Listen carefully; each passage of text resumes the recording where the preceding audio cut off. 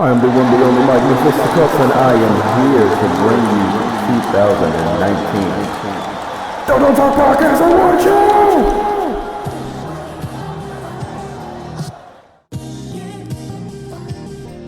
Yeah.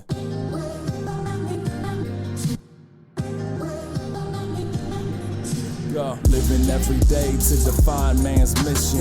Looking to the sky for divine transmission. Deaf man's vision makes the blind man listen. Eyes on the prize, this is blind ambition. Thank you. Welcome to another edition of the Dojo Talk Podcast. I'm your host, Serial Sensei. We are on episode number 166. As always, you can give this podcast a listen on SoundCloud, YouTube, Google Play, Spotify, Apple Podcasts, iHeartRadio, and various other streaming platforms. Send questions to Dojo Talk Podcast at yahoo.com. Hit us up on social media at the Dojo Talk Podcast Facebook page as well as the Instagram page. Follow me on Twitter and Twitch at Serial Sensei, and you can follow my co-host on Twitter at GC Zeus. And join today for our special annual. This is for the year 2019, our Dojo Talk Podcast Award Show. Of course, I have the Anti-Cool, and we also have Joey of TheSportssoundoff recording this at a nice time of 10:39 p.m. on a Saturday night. My bad. How's everybody doing? I'd like to thank the UFC for taking the week off so that we could film our award show. Yep. And they did this specifically for us. No other reason. Yep, we requested it. So, thank you to Ari Emanuel. Or am I confusing him for his brother? No, I got the right one. All right. Yeah, okay. There we go. And the UFC staff for making this possible. Yeah, just had to send a couple emails. They understood. They understood. Yeah. Very accommodating. Very.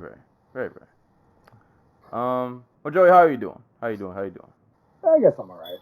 Award shows are more difficult than you realize until you sit and give it some thought. Because I thought I was going to be able to hammer some of these out real quick, and there were a few that were actually kind of tough. Yeah, I did. My thought process was I'm going to do a couple of these a day, and then by the end of the week, I'll have my whole list done. And I did like the first two, and then I proceeded to struggle through the rest of the entire list. But I made it. This was fun. Made me do a lot of research. I was forced to remember things that I forgot happened. I'm going to knock on wood or particle board or whatever this little desk I have is made of. That I'm not going to make any blunders in terms of years because, I like to nominate things that happened 2 years ago because, that's just how I roll. There you go. So I'm going to try not to do that this time. I double-checked my homework, so to speak, so I think I'm good. Shout out to Stokes. He couldn't be here with us, but he's here in spirit. We'll give him an award for something. He's an award. We'll give him an award. You know what, though? You got to mention him during the Darren Elkins award. That was funny. I'm absolutely going to. Can't that was funny. That was hilarious. We should just have a award named after Stokes. We just have to qualify what the award is for. Oh, I got an idea. No, it can't work. I was going to say whoever beats the most convincing win over a Team Alpha Male guy could do the Stokes award. I'm going to do that. The Team Alpha Male fighter who has the best year gets the award. award. The best year. So Andre Feely, congratulations. You got the Stokes award. Hey, man, he earned it. Get your get your plaque, your placards in the mail. Oh man. So yeah, as if you guys can't tell already, award show episode will be recapping the best and the worst, some of the worst of combat sports this year. We have 14 categories that we will go through. Hopefully this doesn't take a lot of time, but I can't promise you anything. We'll try to make this happen in an orderly fashion, but we go on side tangents and rambles, so be prepared for that also. But we'll kind of just flow through this episode. We're not going to go through news and notes. We'll save that for for next week. But it's a award show, man. We can be loose, just kind of go off the cuff, but still somewhat stick to the script. But all the other formalities, we'll do all that later. Next week. This week, strictly for awards and all of that. I guess before we actually do these, I was just gonna ask real quick. I mean, we kind of talked about it off air, but just to rehash, how hard was it to come through with some of these? Like, did you breeze through this pretty quick, or did you get stuck on a lot of them? How did that go? I only got stuck on like 2 or 3. The rest were not like difficult, but it was just like, all right, do I remember everything? But like submission of the year, for example, was one that was like, wait, are there really only like 2 or 3 nominees? Yeah, I had to do some extra research for that one. Yeah, it's been a very unfortunate year for Jiu-Jitsu. I believe this was the UFC's lowest submission rate since the Fox era began. Yes. Lowest submission rate and highest decision rate per fight. Need to start just snatching dudes up from the IBJJFs and just throwing them in there with kickboxers. Like, is that like in Jurassic Park when they throw the lamb into the T-Rex cage or whatever it is? Yeah. Friggin' give me Bushasha versus Rico Verhoeven. We got to do the Hari rematch first. The trilogy. Lord. His leg's going to be gone for a while. Got a new one. Hari should have got an award. I wish I could have gave him an award. If he had an award, it'd be like, you were almost there award. Like, you know what though? That would actually be like the most like defeated. How would we describe that? Because actually, that's kind of an interesting topic. Like the defeat from the jaws of victory award, where like the closest to winning, and then it right, and then you just didn't win. That's a good category. I might have to write that down for next year. That's a good category. I like that. There we go. Mark that down for next year. You were almost there award. Perfect. You were almost there. Oh man. But I think the only one of these I struggled with was the comeback. Darren Elkins award was kind of hard because I couldn't remember a lot of comebacks off the top of my head. We're just sitting here and I just thought of a comeback and I gotta add it to the list. Go on, continue. Thank you, sir. And the prospect of the year, the Young Padawan award. I literally flipped back and forth on this one, literally up until probably about 4:00 today. And then you changed the rules.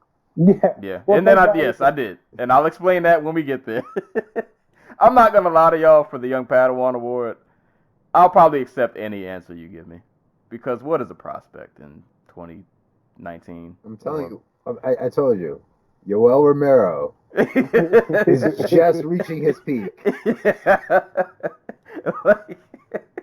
At this point, if you guys want to switch out your prospect of the year, I'm not going to argue any answer you have.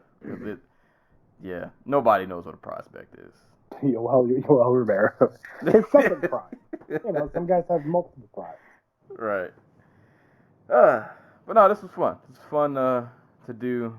Had to jog the memory bank a bit, but I not to just like you asked how hard it was. Just for me personally, I think the hardest thing is providing context to certain things because there were performances where they're like flawless victory performances where you just look at it and there's nothing wrong with it and it's an amazing performance.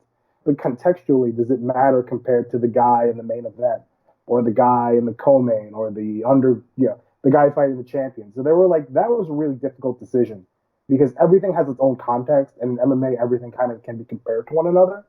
And so you have to sort of make a priority list to yourself before you start naming off these awards.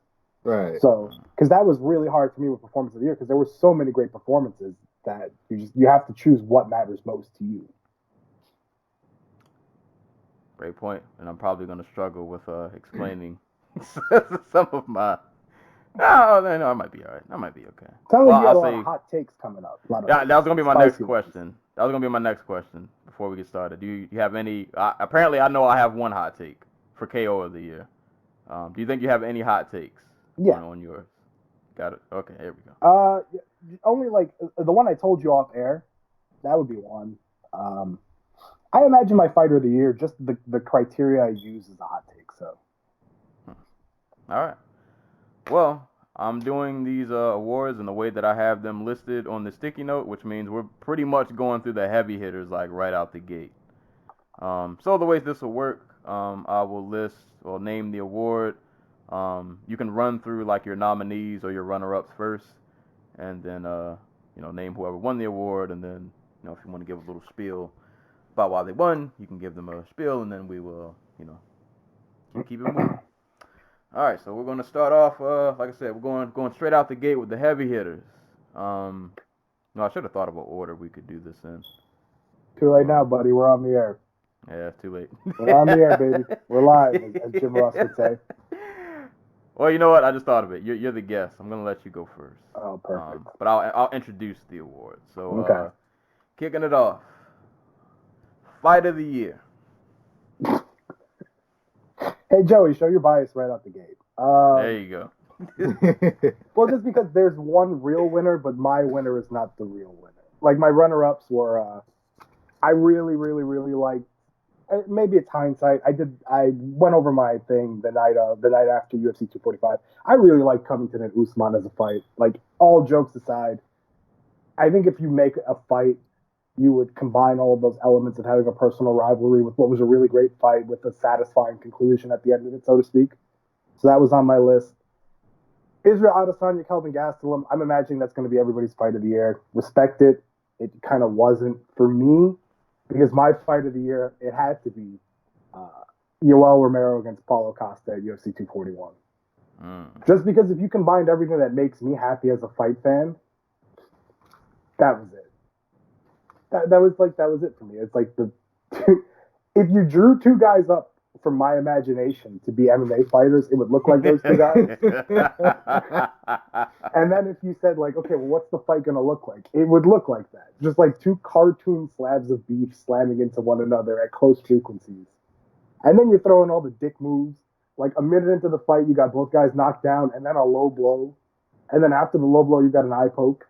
And then there's like another eye poke on the back end of the first round. And then what's up? And then Yoel Romero pointing. Yeah. And then in the third round, the round begins and Paulo Costa marches out, does the Yoel Romero salute to him, and then hits him like 6 times. And like, that's the kind of fight you just like, that's my fight. A cartoon fight. That fight was made specifically for Joey. Basically, if you drew up a fight for me, and let's be fair though, it's not like it was the best fight of the year to me. I also had Ferguson Cerrone on the list as well. More for the personal story of Tony Ferguson, which we'll discuss later, I guess. But yeah, Yoel Romero, Paulo Costa, plaques in the mail, baby. There we go. All right, I'll go up second. My runner-ups for Fight of the Year. Angela Lee versus Jing Jinnan, the first one. And boxing, Zhu Khan versus Jesus Rojas. Errol Spence Jr. versus Sean Porter. And my last runner-up was Max Holloway versus Dustin Poirier. But my winner for Fight of the Year, as Joey already said, for me, it was Israel Adesanya versus Kelvin Gastelum. But I was just like in awe just watching that fight. And this is the only fight I can say I rewatched this fight a number of times. And there was one of the times where I rewatched it, and I felt like emotional watching the 5th round. And I've never felt that before, like watching, like I felt something. Like I was just watching Adesanya put on his performance, and like I was moved. I was really moved. I've never felt that before watching the fight. And that alone, I was like, no, I feel something special every time I watch this fight. And I don't know what it is, but there was something about his performance that was one of the best 5th rounds I think I've ever seen in my life. It was just, I was in amazement watching that fight. It was everything. And and just the fact that like Adesanya to me kind of completed the climb. Like he came over to the UFC. We knew the talent he had, but there were still questions in the beginning, like, well, you know, are we rushing him too quick, so on and so forth. The man answered every question. The competition got tougher, he got better, and that just like completed the climb. And it was just like, I can't question him anymore. He's answered every critique I've had, and that fight proved to me all the other questions I had about him were silenced in that fight. So for me, fight of the year, Israel Adesanya versus Kelvin Gastelum. All right. So, if there was a fight made for me this year, it was Michelle Pereira versus Tristan Connolly. I just wrote it. Because that had everything I love about MMA. One guy who's undersized and just has no, like, just straight up is not a very good athlete fighting a guy who's literally just an athlete. Backflips, just, that was, we don't get many fights like that anymore, and it's a damn shame. But my short list also had Holloway, Poirier, and Romero Costa on it, but I ducked points because the guy I wanted to win lost. Nice. Yeah. Also, I'm pretty sure that Poirier fight might have ruined Holloway for like the rest of his career. It's a good conversation to have some other time. Yeah, but Usman Covington made the short list. Cejudo, Moraes made the short list. Over in boxing, Hurd versus Williams, AJ versus Ruiz won, Taylor Prohase, Spence Porter, not in the way, Donaire, but number one overall, Izzy, Gastelum, it's what you want in MMA. Like you want a guy like Kelvin Gastelum and a guy like Israel Adesanya to step up to the step it up when they are given an opportunity to win the title. I really can't say anything that says I didn't already say. They answered so many questions about Izzy, and given what happened with Gastelum afterwards in the Till fight, I'm not sure how much the fight says about Gastelum beyond that he's very tough and can be very creative if you give him the opportunity.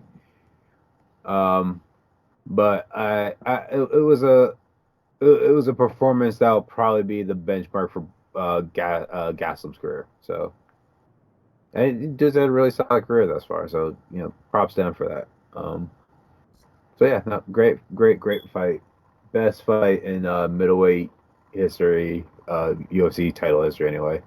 So, props. Boom. Easy. There we go. There we go. That wasn't too hard. Now, real quick, not a super long conversation here. Boxing wise, does Pacquiao Thurman fall into the best fights of the year combo? Because it would for me. I don't know about you guys. No, because I have no sentimentality for Pacquiao anymore, and Keith Thurman looked really bad in that fight. Understood. Respect. To be completely honest, I remember that fight in very, very small fragments. So I couldn't tell you. But I do remember thinking that too, that Thurman didn't look all that great. Yeah, I think I wasn't excited for that fight in general. So like when I even got around to watching it, I just wasn't like enthused. It was an entertaining fight. It's just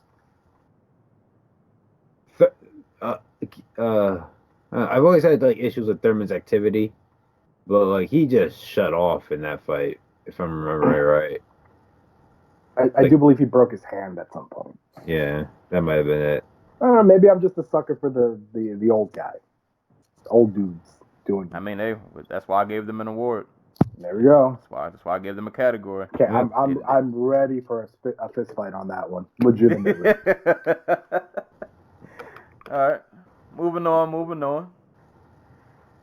Second category, Fighter of the Year. Uh, Antaku, I'll let you kick this one off. All right. So, I guess I should explain my criteria. I don't care about star power. I don't care about narrative. I don't care about and you know, I try to put my personal bias aside. And it really shows here because my fight of the year beat two of my favorite fighters. So it's strictly who you beat in the cage, when you beat them, and how you beat them. And for me, I think, and I was gung-ho on Israel Adesanya up until like a week ago. For me, it was Alexander Volkanovski. Dude beat the two best featherweights in the history division inside of a year. And I think beating Jose Aldo in 2019, at least the Jose Aldo that's fighting at featherweight, says a lot more than beating Anderson Silva and Kelvin Gastelum. That's basically what it came down to. Who are your runner-ups? So runner-ups, Israel Adesanya, Henry Cejudo, and a dude who I have not seen on many other people's lists, Kamaru Usman. He's on mine, so. Yeah. And then at number 5, I have Jorge Masvidal. So. Yeah. No, get mad, people. I like that. I like that pick. No, Volkanovski definitely had a huge year. And he will be turning up later. So foreshadowing. All right. Joey, I'll let you go. I'll sit this one out till last. I see. So my criteria for fighter of the year is it's been pretty consistent. I kind of came up with it in about 2015 or so, 2016. Whenever Bisping had his big run, it's quantity. I always will give an edge to guys who fight consistently. If you have 3 or more fights, probably the best for me. Quality. Who are you beating? Who have they beaten? Even if they're not the snazziest name, are they quality competition? Do people respect them, et cetera, et cetera? Priority. If you're a guy who's the 3rd or 4th fight on a card and you win a lot, it doesn't mean as much to me as if you're the guy who's in the main event or the co-main event consistently. I do think that those fights should carry a special weight. They are, to me, they're priority fights that you make it a priority to go see. So if you're one of those guys having priority fights and you're winning, I tend to give you the nod. And finishing rate, you want guys who finish fights. Quality of fights. If you're having dull fights, you're probably not going to be on this list.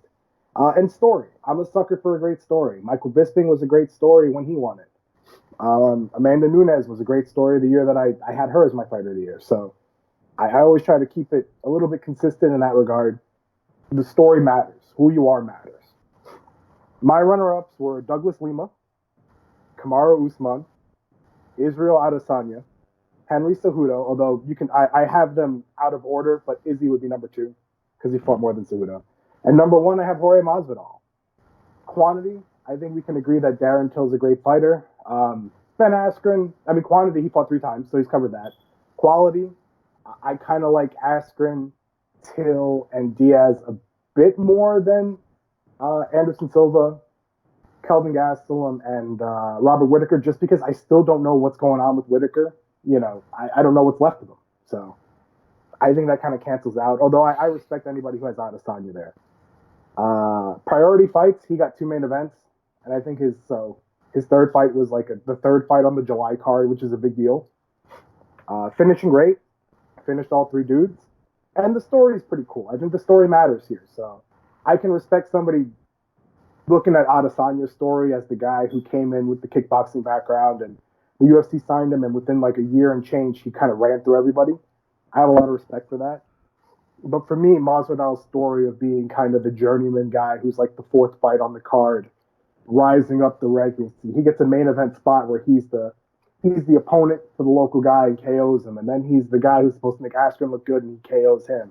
And then they have a cash out fight in MSG. He sells up the place against Diaz and beats him. So I fell in love with the story there. So that's why I went with Jorge Masvidal. the long-winded explanation. Not bad. I actually, before I did this, I was reading like a lot of other websites to see what other people were picking. And to be honest, there were only two names I was seeing, and he was one of them. Which is weird because I thought Douglas Lima had a hell of a year too.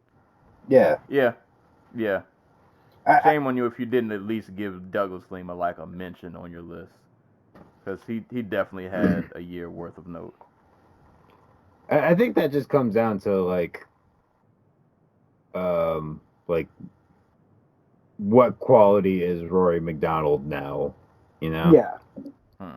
I think most of the guys on this list, except for Henry Cejudo, Kamaru Usman, and Volkanovski, have a win where it's like, what's left of that guy? And even Volks, I mean, if you want to be honest, you can look at Holloway and say like, oh, what's left of Holloway? Because I think Aldo's still pretty solid, all things considered. And just to give the Anti-Cole even more credit for his pick, if you want to go December to December, Volkanovski has wins over 3 of the top 5, 6 featherweights of all time. Yeah. Because he got Mendez in December of 2018. Which I had told Anti-Cole, if he fights Chad Mendez on January 1st, he's the lock for Fighter of the Year. But we've got a time frame to work within. Mm-hmm. Yeah. I like it. For me, Fighter of the Year, my runner-ups were Henry Cejudo, Patricio Pitbull, Alex Pereira, Douglas Lima, and Kamaru Usman. But my winner of Fighter of the Year was Israel Adesanya. Not really going to rehash what I've already said about him, but just to kind of reiterate, to me, like well, I guess now I can mention the Whitaker fight. If you had any additional questions after the Gastelum fight, the Whitaker fight, like he just kind of mollywopped Whitaker, and like that completed the climb. Like that was the stamp of the journey. Like if that was like an anime series, that was the last episode. Like, all right, I fight the final boss who was like the guy before I got here, and I kind of mopped him up. Like, what else do you want from me? Like, I came over here from kickboxing, albeit he did have some MMA experience, but as we said before, like Melvin Gillard, like. Melvin Gillard at 185. Right, like, you had experience, but the man answered all the questions, and then it just kind of the whole narrative around him, like he's really kind of on top of him just delivering in these performances, he's putting on like these amazing fights. He's really like we've kind of witnessed like a star be born, like. And there were moments that maybe you thought like, oh, he's eventually going to slip up. And not to say, I mean, he's eventually going to lose. Everybody gets got at some point. But he's been flawless up to this point. And, yeah, I don't know what else you want. Like, the man just, we literally just watched the star be born this year. And I think but I respect the Masvidal choice. I do. Because I could honestly see the same kind of rationale going into him. Like, I guess the only difference being like, obviously Masvidal's been around for so long, and he's finally kind of just now getting his due.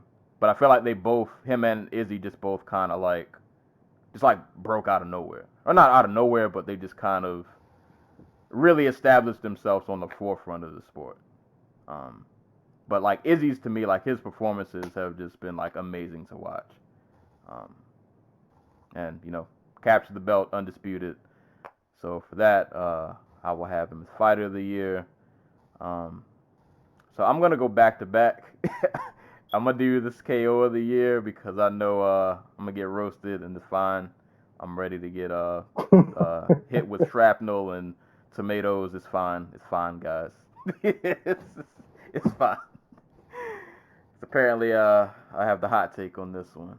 But KO of the Year. My runner-ups were Douglas Lima's sweeping uppercut of MVP, Mavlid Kabulayev's flying knee of Damon Jackson, Jorge Masvidal's flying knee of Ben Askren, and Martin Wynn's flying knee over, I'm going to butcher this name, Naranchu Lungad Jadamba. All amazing KOs. This is always every year like the hardest category. there's so many great KOs.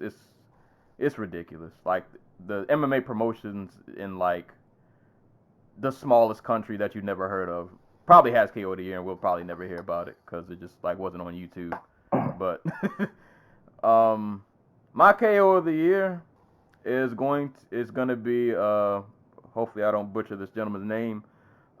Davey Gallone's Rolling Thunder of Ross Pearson. Oh, I can respect that. Okay. And Okay. yeah, that's my KO of the year. And I wrestled. For me, it was a three-way between the Rolling Thunder, Lima sweep / uppercut, and Masvidal's flying knee. And I had to X out Masvidal's flying knee only because, and I get it, he did it in history record time. It was against a guy that not a lot of people like, so I feel like they helped him out a lot. Like people just wanted to see Askren lose. But we've seen flying knees before. You know what? That's fair. Lima almost got it because the setup to that KO was beautiful. Like that sequence of him tripping out MVP's feet from underneath him and then just following up with the uppercut, gorgeous. It's beautiful to watch. But a Rolling Thunder KO, like we see people throw Rolling Thunders. Some people hit air. Sometimes you might land it. Not many people that I can think of are getting flat out, and this was like flat out KO. Like if you didn't see this KO, Ross Pearson was dead, like gone from Earth for however long he was knocked out. He got launched. Yes, like he got Rolling Thundered and his body like flew across the cage. I've never seen that before. So because I had to give this KO of the year because I've never seen somebody get KO'd from a Rolling Thunder. Or if I have it didn't look like this. It did not look like this. But I respect the flying knee. I'm not going to argue against it. I understand while it's probably everybody's KO of the year. But when I saw that Rolling Thunder, I was like, that's going to be it for me. I don't think it's going to get much. And I hate that it had to be Ross Pearson. But, you know. Now, if it wasn't Ross Pearson, we might have never seen it. Yeah. I feel like it kind of had to be Ross Pearson. Yeah, some sacrifices have to be made, I guess. This is what you get for going to boxing. If there's a guy who was going to get Rolling Thunder, it would probably be Ross Pearson or like Diego Sanchez. It was a short list. Ross Pearson probably woke up and was very upset that he didn't win the decision. Goodness gracious. Disrespect. But Davey Gallone or Gallon, I'm not sure how you pronounce it, but his Rolling Thunder versus Ross Pearson, that is my KO of the year for 2019. Guess Anaku, let you go up next. All right. So my I'm gonna do two. I'm gonna cheat because there's like we were talking about before the podcast. There's always that one KO that's on some prelim in like I don't know, like Wichita or whatever. Right. That's just pure style, and the other opponent's just like completely overmatched, but it's too good not to count. And I have that KO. It is. I think Joey hinted at it before we started recording. It is Raymond Daniels hitting a jumping, spinning 720 right hook on. I don't even know this dude's name. Hold on. It was Barros. Hold on, I have it written down. Sorry. Yes. Wilker Barros at Bellator Birmingham. Now, Barros is 0. I don't know if he has like a kickboxing background, but he's 0-0 in MMA, and he had absolutely no business being in the ring with Raymond Daniels, who is, a very accomplished kickboxer. But that's just pure style right there. Come on. Unfair. Absolutely amazing. But for like quality, for runner-ups, I had Lima versus MVP because it was funny. Masvidal Aspirin because it was funny. Pettis Wonderboy, Masvidal Till. What else do I have here? And for number one, I have to give it to Jessica Andrade over Rose Namajunas. Oh. Because we don't get slam KOs too often. And just the amount of, what would you call it, butthurt that went over, like, with people saying that it was an illegal slam, elevates this to the top for me. Hell, this might be we might be talking about this fight later again, but I don't know. We don't see too many slam KOs anymore. We need more of those. Just people tossing people out the cage. Slams are important. They are. They definitely are. So, my KO of the year is not ruined. Here's why. I thought everybody was going to pick Masvidal versus Asker. So I went with Masvidal versus Till because it was the other Jorge Masvidal KO. That was my KO of the year. Now it's ruined. Now it looks dumb. My runner-up. See, you tried to pick your hipster choice. I tried to be slick with it and paid for it. Okay, so my two runner-ups that were obscure as hell. Christian Edwards against Cesar Gutierrez from Bellator. Edwards is a John Jones prospect, prodigy, whatever training partner, whatever term you want to use. He's a light heavyweight who hit a head kick that like took the dude off the ground and almost sent him like flying across the cage, like he had been force punched. Another one is Jeremy Miado against Lee Tao Miao from one FC. I'm a sucker for flying knees. Jan Blachowicz against Luke Rockhold. Just because if we're grading KOs on humor, it's hard to top a guy saying that if a guy like Jan Blachowicz beats me, I need to retire. Getting his jaw smelted in 50 different ways with a check hook. And the one that I was really kind of iffy on, I don't know how you guys felt about this one, but Jessica Ai against Valentina Shevchenko. For a bit, it was my KO of the year, but then I kind of like. I think KOs of the year are like you enjoy the violence, so to speak, and the style. Yeah, that one was uncomfortable. Yeah, that's what I was saying. Like it was, oh wow, that was really cool for a second, and then you're like, oh wow, there's a problem here. Yeah. So yeah. it's on my list because it has to be, but I was very uncomfortable with it. She hit Jessica Ai so hard that she changed gyms and then proceeded to forget about her old gym. I think a KO is bad when they cut to the Cormier shot, and he's just like, oh no, and he felt so bad. Yeah. Sorry, Shevchenko. We love violence, but that you did too much. You went overboard. When you start feeling bad, like genuinely bad. Yeah. Oh, that's gonna make me. Oh God, that's gonna make me That's gonna make me feel bad about an award later, but I can't change it. It's fine. We'll get there when we get there. Oh boy. Well, at least we all had different picks. Yeah, y'all made me look dumb too. How about that? Yeah, you're the one who picked a Jorge Masvidal KO, so I'm sure it'll be fine. And the Till KO was amazing in London. Darren Till fell like a tree that didn't chop down. And when you're that tall, you have to fall that way. I think what made it even, I hate to use the term funnier, but I mean, it was funny. Masvidal was like invited to speak at like a high school, and so they showed the KO, and it's the most like surreal thing to see like a whole room of kids pop for a dude like basically tree falling. Dude, these kids grew up on World Star and Instagram fights. They'll be true. These kids are going home and logging onto YouTube and watching Street Beefs. It's fine. Yeah. I was just like, is that the one Jens Pulver is the ref for? Yeah. Yes. Oh. That's the one where you win and you get a pair of shoes. They're not giving out families like we are. They're behind. Yeah. Barbecue Fight League 22. 22. We're gonna take some time, build up some capital, and Yeah. People are still investing in one in PFL. We have a shot. We have every shot in the world.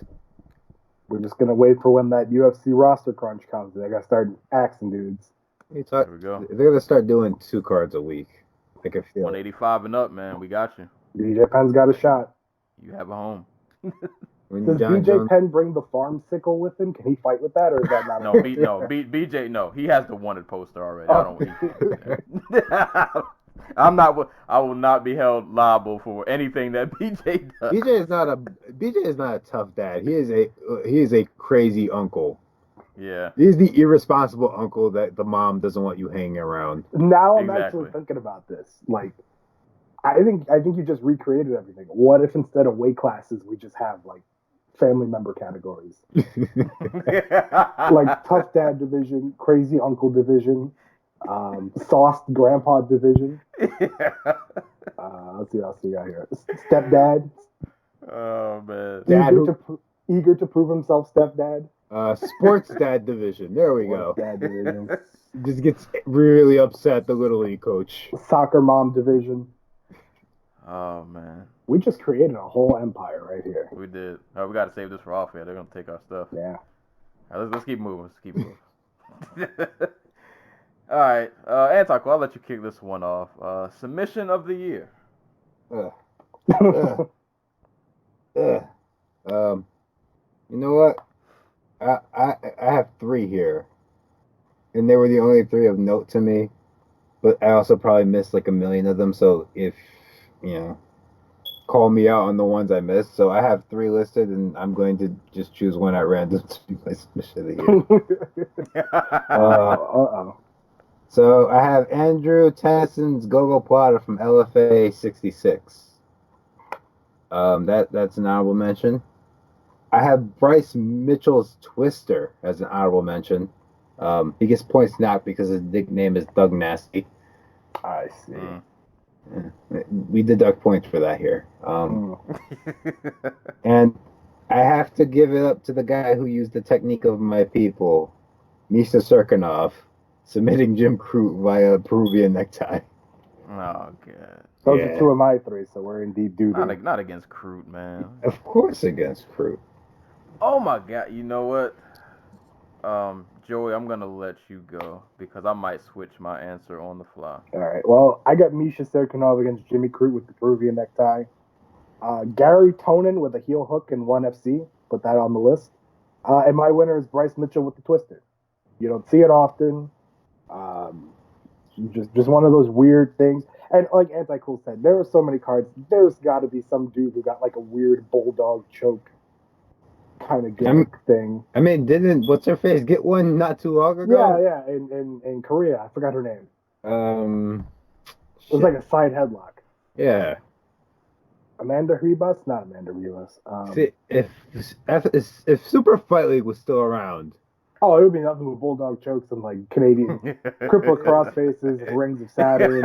It'd just be dudes in headlocks. Boston crabs, sharpshooters. Oh, I really want to see a sharpshooter get pulled off somehow. That would definitely happen in the Super Fight League.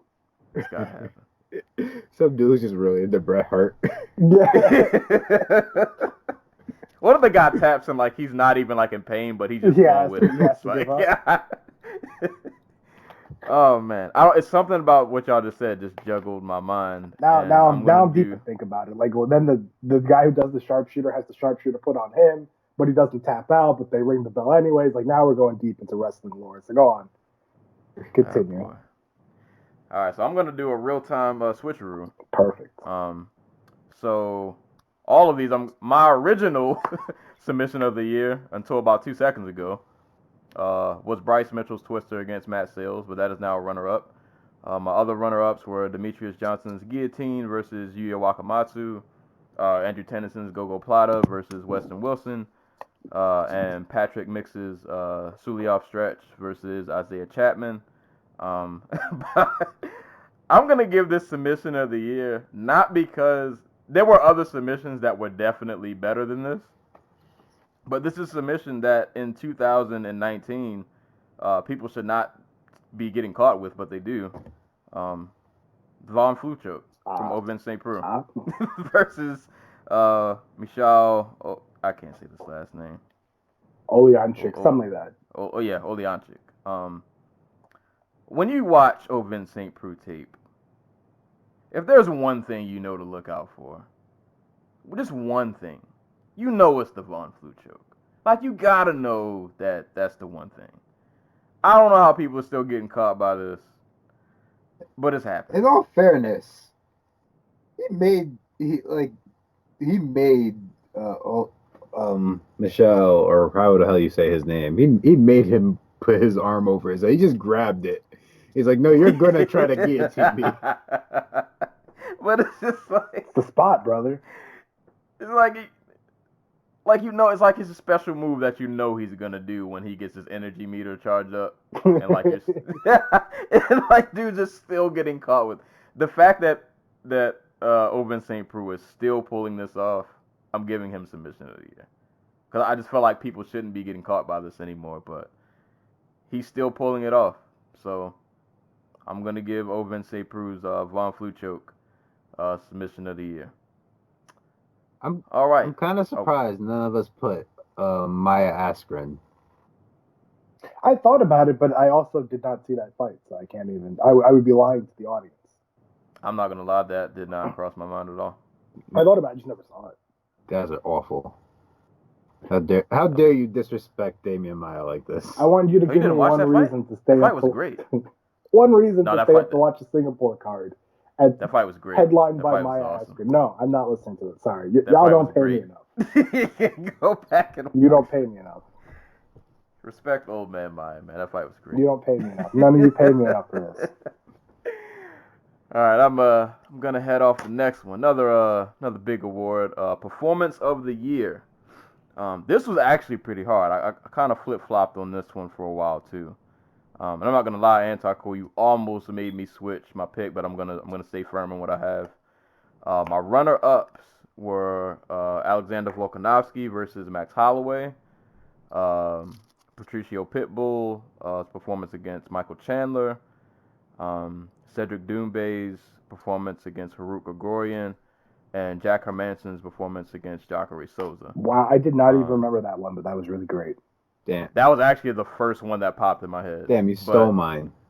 Really? Well, he didn't win it. Well, no, he that was the stole first my one honorable mention that I thought nobody else would remember but me.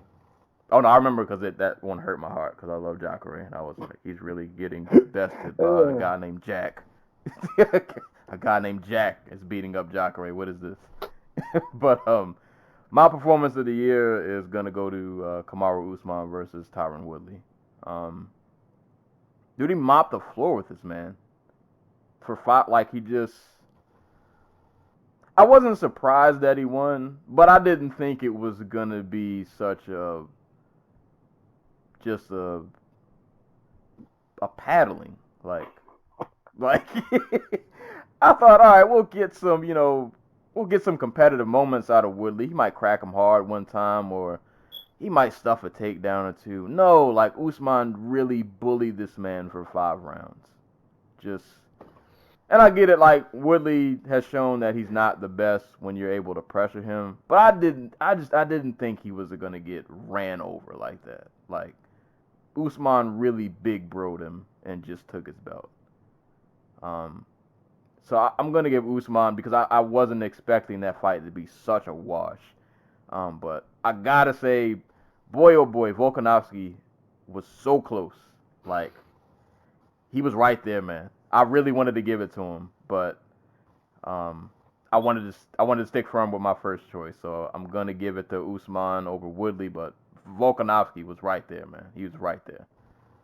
But that is my performance of the year. Yeah. Respectable. So I had, I guess my honorable mentions. One just says JJ. Who the fuck is JJ? Joanna? Oh, John Jones? No, he lost. It's not mine. I'm not the one who put it there. I don't know what the hell it means. It just says Was JJ. I think it was was JJ Ioana and JJ. Was that a World Star fight? Yeah. Unless you meant JJ versus Watterson. That's what I was kind of thinking of. The But, Jeff plate? I don't think I'd put that on my list. Jeff Jarrett? You know, ignore JJ. Okay. Honorable mentions: Khabib versus Poirier, Hermanson versus Jacare, Edwards versus RDA. Yeah, it was that type of year. And my number one overall was Volkanovski versus Max Holloway. I think this fight solidified like Volk as maybe like the smart. Like I don't know if it's him or City Kickboxing or well, it's obviously some combination of both.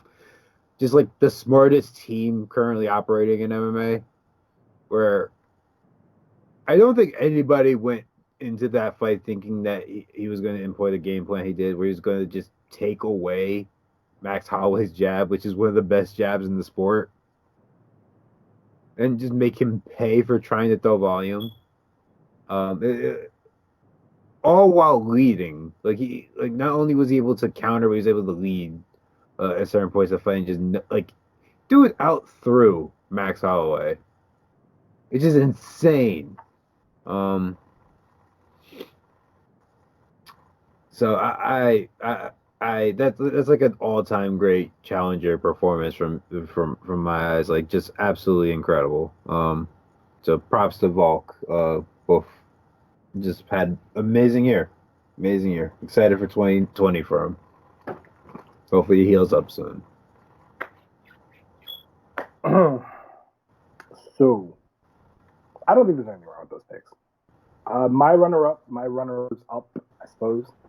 Volkanovski Holloway was on my list. I pretty much everything you said and then some. Just the fight wasn't too entertaining for me, so I docked points. What can I say? Adesanya over Whitaker. I feel like that's probably the greatest Adesanya performance of the year.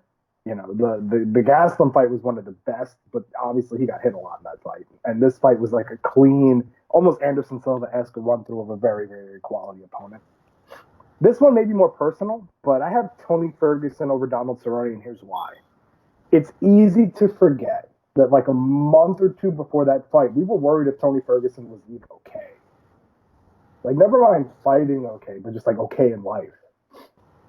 Yeah, the UFC wanted to do Poirier versus Ferguson. He turned that down, and then he like was gone. And then we heard reports of personal issues, medical issues, and then he just reemerged like a month later to take a fight on short notice against Donald Cerrone, who was kind of on a hot streak, and he just absolutely demolished him.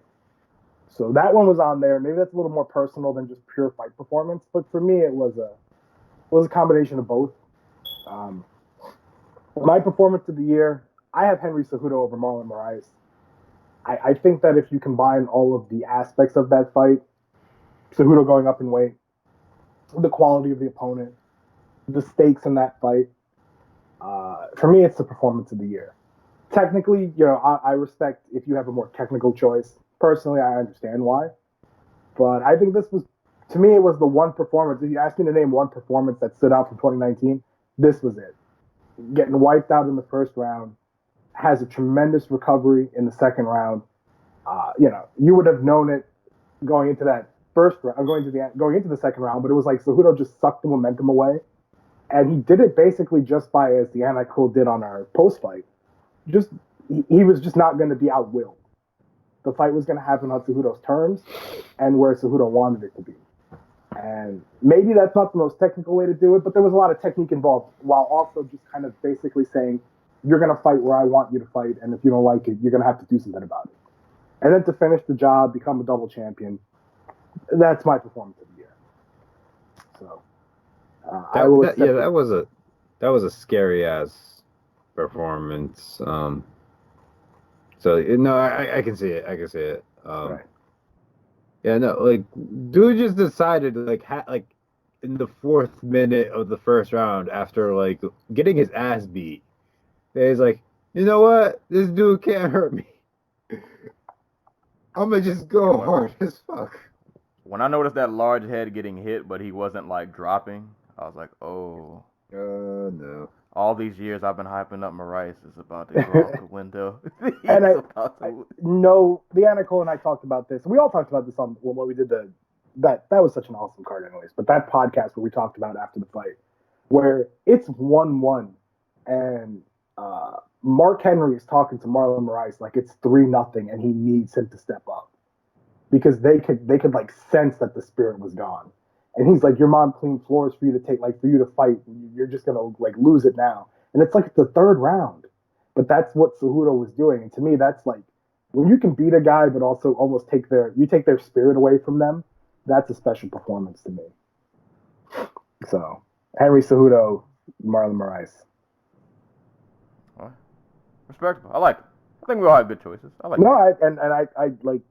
I think Anna Cole gave way more credence to Volkanovski Holloway than I ever could have in terms of just the way he accurately broke that bad boy down. All right. Moving right along. Award number 6. The Darren Elkins Award. a.k.a. the comeback win of the year. Joey, I'll let you do back-to-back. Who do you have? Who's getting the Darren Elkins Award? So we'll start with who should have gotten it but can't get it because it wasn't an officially legal fight. So fullest credit to Stokes, the fourth man, the fourth horseman in this bad boy. He suggested this, and I have to give it to him. It makes sense. BJ Penn. Hold on now. As he asked, should BJ Penn be in the running for comeback of the year given the fact that he was KO'd in the street and then recovered and had mount and ground and pound on the guy to get the third round stoppage inside of the restaurant? So I'll leave that up to you guys to decide. Hey, man. Stokes, I know you're not here, but we're going to pencil you in for that award, and we're just going to make that like your choice. It makes sense. You think about it. And, BJ was laid out, and then he recovered. He got a late, like sometimes when Herb Dean's the ref, he lets it go a little while, and BJ recovered. I want to know, what was the sequence going through everybody's head when BJ got up and went back to go fight? Well, that makes sense. I wonder, did he, envision the octagon and he heard, an imaginary crowd? He heard his coaches talking to him. He just had to get up and go do it. It's the worst. It's the worst, darkest conversation. It's definitely not the darkest conversation we've ever had. Yeah. The doughy guy just turned into GSP in his mind. It was just time to get the revenge. This was a rough year for comebacks. There were not a lot of really good ones to me. Anthony Pettis over Stephen Thompson is one of my runner-ups. I put Yar Rosenstruik over Alice Overeem. How did I not think of that? I put Rosenstruik over Overeem just because it wasn't a last-second comeback should always be on the list. But that was 4 rounds of 2 guys doing nothing, and then so don't really give much credence to that. We're gonna double up. We're also gonna double up on Cejudo because my comeback of the year is Cejudo over Moraes. Got pasted in the first round and then basically outwilled the dude over the next 2 rounds for the title win. That's my pick. But realistically, it's BJ Penn because there's no one else that compares. Yeah, you know what? Now that you say Cejudo, and that makes complete sense, I feel really dumb about my pick, but I got it. This was just to me, there was no Darren Elkins. Yeah. Darren Elkins was even Darren Elkins this year. That is true. Yeah, he couldn't come back against Volk. It was and Ryan Hall hit him 30 spin kicks. That was the meanest fight I think a UFC matchmaker's ever made. He got mugged. He got brutally mugged. Yeah, that and Petr Yan and Uriah Faber are dick matchmaking. That should be an award next year. Dick move. If I'm here next year, we have to have a dick move of the year for somebody just doing something really mean for. Well, dick move of the year for in the cage stuff, but oh yeah, we double dick matchmaking of the year. Why'd you send him out there to get just? Why'd you do that to him? He has a family. People that care about him. He has a family award. There we go. I love it. The no, seriously, what the fuck award? Oh man, but all right, Darren Elkins Award. Kind of piggybacking on what was already said. Not the greatest year really in terms of comebacks. There weren't a lot that immediately even came to my head, but my runner-ups were Jairzinho Rosenstruck versus Overeem. Over in Bellator, Peter Queally versus Ryan Scope. Jing Jingnan, Jing Jingnan. Did I say that right? I'm sorry, guys. It's 11:30 at night. I'm dying over here. Jing Jingnan versus Angela Lee. And Stipe versus DC. With my runner-ups, my winner for comeback of the year, I'm gonna give to Eddie Alvarez versus Edward Foliang. Got his leg. I don't know what happened. I don't think he broke it, but the man took a kick and had to sit down, like literally had to take a seat.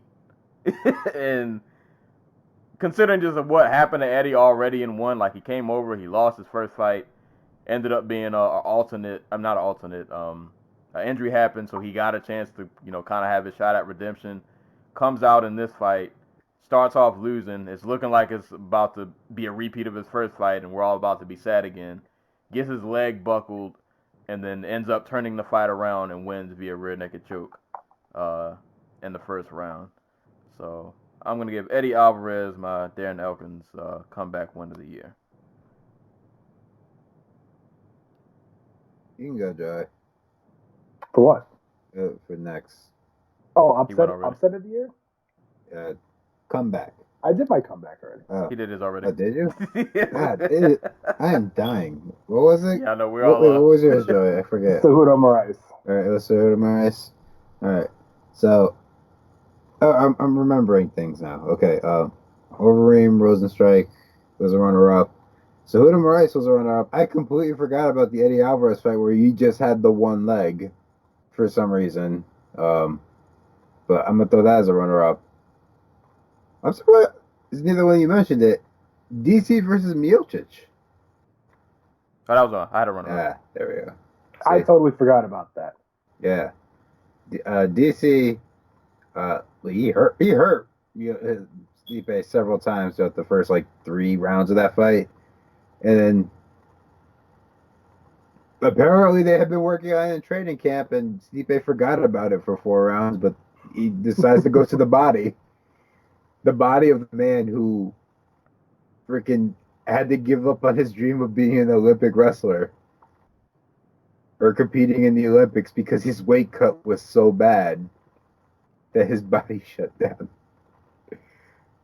God, this sport is dumb. That's a good contender, by the way, for defeat from the jaws of victory. Yeah. Yeah, you were almost there. And then Cormier just got really tired. Why did it take 20 fucking fights for somebody to actually just hit DC to the gut? It's actually worse than that because Anderson Silva did it once and hurt him, and Josh Barnett did it once and hurt him, and then everybody else just kind of forgot. Yeah, well, they were too busy getting tossed on their head. This sport's so weird, but that's one of my comeback. That's my top comeback of the year. Which, by the way, nothing irritates me more, and I'm so afraid Yoel Romero is going to do it. When a guy doesn't wrestle for 7 years and then just decides I have to start wrestling again, and then they go back to the corner and they're like, why am I so tired? Because you just started wrestling again out of nowhere. Dude, I really hope that Yoel Romero just does the same shit that he did against Robert Whittaker, where he just doesn't fight for 2 rounds, and then all of a sudden he's like, I have to go. So DC Stipe, that's your winner. Yes. Okay. I wish I had. Not a bad choice. That's a great one. Yeah, not a bad choice. All right, moving along. Number 7. We're almost getting to the fun categories. This might be the last kind of. Oh no, I've got a couple more serious ones. But moving along. Upset of the year. Joey, you kick this one off. I had a really hard time with this one, and of the ones that we were talking about, this was the one I cared the least about. Just because if you follow like MMA odds, it's hard to keep track of what's an upset and what isn't. My runner-ups were Volk over Holloway, Joe Lozon against Jonathan Pierce, and my winner was Uriah Faber over Ricky Simone. Because at the time, I think Uriah Faber was like a plus 600 underdog, which is pretty hefty odds. So I went with the fight that made the most sense with the biggest odds was mine. So Faber Not over bad. I actually Simone. completely forgot about that. That fight? Probably because I like Simone, so I didn't want to see it. So probably erased I was it. literally trying to think of a fight that had like, because some fights have ridiculous odds and then they have to be the upset of the year, and this was the only one that came close. All right. That's respectable. Antarko, what you got for this one? I had two because I'm a cheater. One is the one that makes me sad. Kai Asakura knocking out my boy Kyoji Horiguchi. I know it pains me too. And then he has the nerve to turn around and get knocked out by Manel Cave. Absolute garbage. What are the odds for that? Well, if you want to know, Kai Sakura didn't even get a title. It wasn't even a title fight. It was supposed to be a walkover. Yeah. No, I'm just trying to look at the actual odds because I could be wrong here. I'm probably hot. Go on, continue. But that was my MMA upset of the year, and then my boxing upset of the year is probably everybody's boxing upset of the year. AJ Ruiz won. As someone who had seen Ruiz box before and I thought he beat Parker, but I also thought he didn't do himself any favors. I did not expect him to come out and just start throwing once AJ, decided to chase him into the pocket to get that finish after knocking him down. But the dude was slick in the pocket. Was slipping punches, missing, and then made him pay with that left hook to the head, to the temple that he never recovered from. We've talked about AJ and Wilder on this podcast before, and how it's not it's weird to call them losing an upset because it doesn't feel like they're better than their competition. It's just heavyweight, but I don't think anybody expected Ruiz to come in on short notice and upset AJ the way he did. So that's my upset of the year. True. I could have. I didn't go boxing, otherwise that would have been for me. I cannot find these odds. I'll say for me, for upset of the year, I'm not really an odds person, even though I'm pretty sure some of these fights mentioned probably did have some wild odds.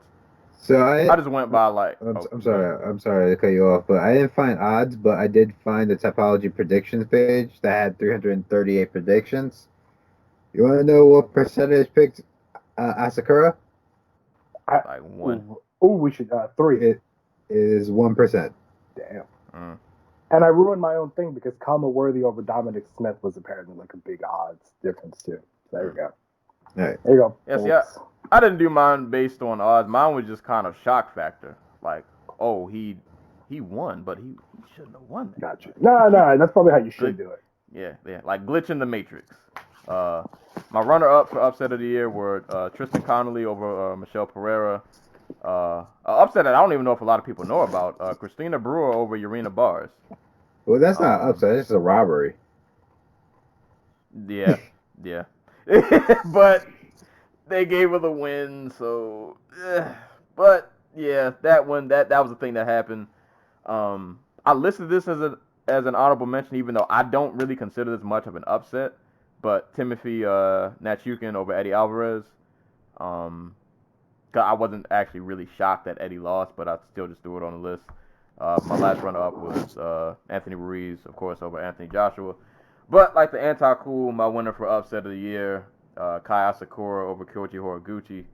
Horiguchi, post-UFC, has been knocking people out, cruising, just living his best life, winning championships, just having the time of his life, being the man and Kai Asakura just wrecked him. And Knowing what we know in hindsight, I probably wouldn't pick it as like upside of the year. Yeah, with the injuries. Yeah, that's some straight up bullshit on Ryzen's part. Yeah, but in the moment when it happened. Yeah, no, in the moment it was like, bruh, like when I saw that and I was like at work, I was distraught. Like, and then when I saw the footage, it's like, no. I just would have got up and left. Yeah, like this isn't real. Like, no, I don't accept this.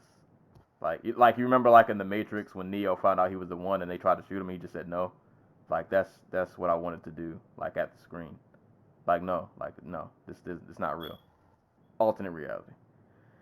But yeah, just based on that, Kyle Sakura over Kyoji Horiguchi is going to be upset of the year for me. And I'll double back and lead into the next one.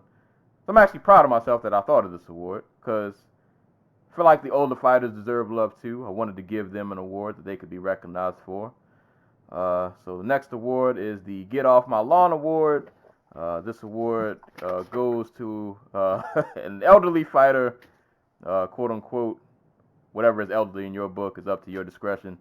Elderly fighter who I would say is still putting on solid fights against younger competition. Doesn't mean they have to be like undefeated or they're winning every fight, but they're winning some. They're winning more than I guess you would think they are, and they're doing better than maybe they're getting credit for. Just the older fighters who are still out here, just every now and again reminding the youngins that you can't come on this lawn and just kick my grass around. You gotta get out of here.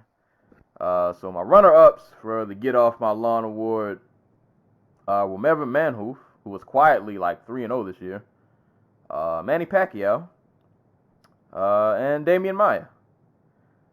But my winner, my favorite old person in sports, Glover Teixeira, man. This man was extremely disrespected by Ian Cutelaba. Got him off the lawn. Had to go through a lot to kick him off the lawn. Like Cutelaba got in the house and beat him up a little bit. He got him back. Yeah, like he kicked in the door. And he beat him up a little bit. But Glover got him out of there eventually. He had to work for it. But that fight and what was the other guy he fought? Carl Roberson. Yes, yeah. And I gave it to him because like we've kind of seen Glover. I mean, he's still a pretty crafty fighter, but you can see the slowdown. He's kind of had to adjust his style a little bit because he's just not as fast, not as. I mean, he came into the UFC still on like the older side, but we've kind of seen him slowly. He's not the same Glover, and he's fighting like these young, athletic, really strong kind of, guys that are definitely faster than him. And I kind of like how his skill set is still allowing him to get wins because he's still, compared to a lot of other 205ers, regardless of age, he's still very well-rounded. So you might be able to lump him up and, you can put a beating on him, but the man is still really tough, still got some old man strength. And if he can get you down to the ground, he's pretty good there. So I was impressed, man.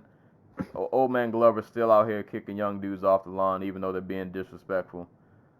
So the Get Off My Lawn Award, I'm going to give to Glover Teixeira. All right. Well, Glover's in my honorable mentions. I couldn't quite give it to him just because Carl Roberson and Ian Cutelaba. Nikita Krylov, don't forget him as well. Well, Now you know who my fighter of the year is, but go on, my old man of the year. But I also had Jim Miller. I also had Shogun, because he is one win and one draw this year. And I don't know how. I also had Damian Maia on my list. It's like 42 years old when 3-0. But ultimately, I gave it to Pacquiao. It came down to Maya and Pacquiao, and well, I think Thurman is. I don't know if shot's the right word, like physically, like I think it's still. Between all their opponents, I think Thurman was like the biggest. Like, oh, he presents the most amount of problems for the old man holding down the fort, for the lawn, I guess. Like Lyman Good was a stylistic layup. Ben Askren was Ben Askren, uh, for whatever that's worth. And I'd say like his toughest fight was Anthony Rocco Martin. So between who's a guy who has struggled with people who can take him down in the past, lightweight. So when it came down to it, I had to go with Pacquiao against Keith Thurman, even though we all know that Pacquiao was on like all the drugs for that fight. Jesus. What? I'm sorry. I wasn't. We can't run the barbecue fight league if we got to pay off legal expenses because you're out here slandering. I'm sorry. Are you gonna say that he's not on the drugs? I'm not going to say he is or he isn't. I'm just not going to say anything that's going to get the barbecue fight league in trouble. I'm just gonna say I don't care. There you go. You got that guy right there. Just throwing that out there. Fucking when Pacquiao's like 50 pounds heavier and just completely out of money because he's financing half of the Philippines, he's going to be in the barbecue fight league. Don't worry about it. Oh, man. Him and Ricardo Mayorga. Yeah. We're going to have, what's his name again? Shit. Margarito. Antonio Margarito. Oh, all right. So I guess it's my go? Yes. All right. Well, you guys named most of the guys I have on my runner-ups. Pacquiao, obviously. Damian Maia. I had Cub Swanson. Pretty good performance against Shane Burgos, even though he lost, and beat Kron Gracie, so that's not too bad. Yeah. I forgot about him. My old dude, Glover Teixeira, man. Steps up. Carl Roberson got in line, jumped the line at Kroger. Glover was coming to get some whatever. What do older gentlemen eat? Viagra. I don't think I want to think of Glover Tex on Viagra right now, but he was coming to get Werther. He was coming to get some Werther's original, and Roberson hopped the line. He put it back in his place. Cutelaba was littering. Glover told him to pick it up. He threw it on his lawn. That started the scuffle. Glover wins there, and then Krylov. What did Glover found his Al Capone nickname Insensitive and put it on him. So Glover's my old man of the year. Also the nicest fighter of the year. He wins both awards, double awards. There we go. I like it. Recognize the elder statesmen and elder stateswomen of combat. Oh yeah. Well, how old is that now? Go ahead. I want to see how old Roxanne Modafferi is. 37. Yeah. I guess she could be the female. Get off my lawn. You know what? Yeah, had I thought about it, I would have put her as an honorable mention. She kind of slipped my mind. All right, moving on. This might have been one of the hardest categories for me. Young Padawan Award, a.k.a. Prospect of the Year. So just for the listener's sake, I did kind of change the rules on this one because, like, we've talked about this many a times. Defining a prospect in MMA is really, really hard. So I made the rule set. Originally, it was a fighter under 25, under either 25 years or younger. But I realized most of the people I wanted to nominate were like 26, so I changed it. So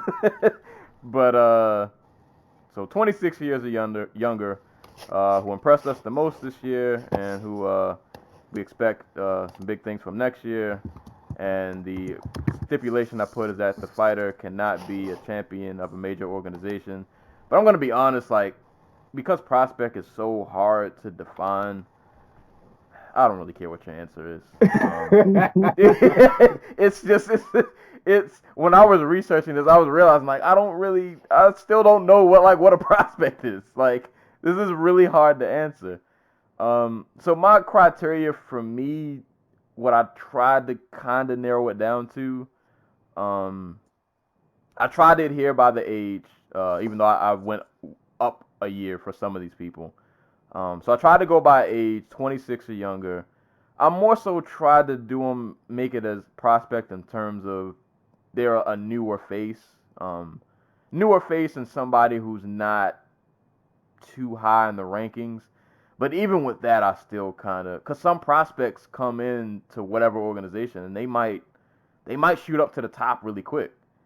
So it was really hard to define this. But I don't know. When you see the names I've listed, it might kind of give you somewhat of an idea of what I was going for. But this was actually really hard for me. I'm honestly contemplating cheating and doing two. But you know what? Nope. I'm gonna stick firm with what I got. But I have a firm number two who was number one up until like 4 o'clock today. But my runner-ups for the Young Padawan Award, aka Prospect of the Year, KSW Saladin Parnassi, UFC's Brianna Van Buren, Bellator's Patrick Mix, Glory Kickboxing's Abraham Vidales, and Bellator's AJ McKee, who I forgot is still like crazy young, even though he's like in a tournament and will probably be fighting for a belt really soon. Patrick Mix was my number one until about 4 o'clock today. But my prospect of the year, I'm gonna give to one championship, Stamp Fairtex.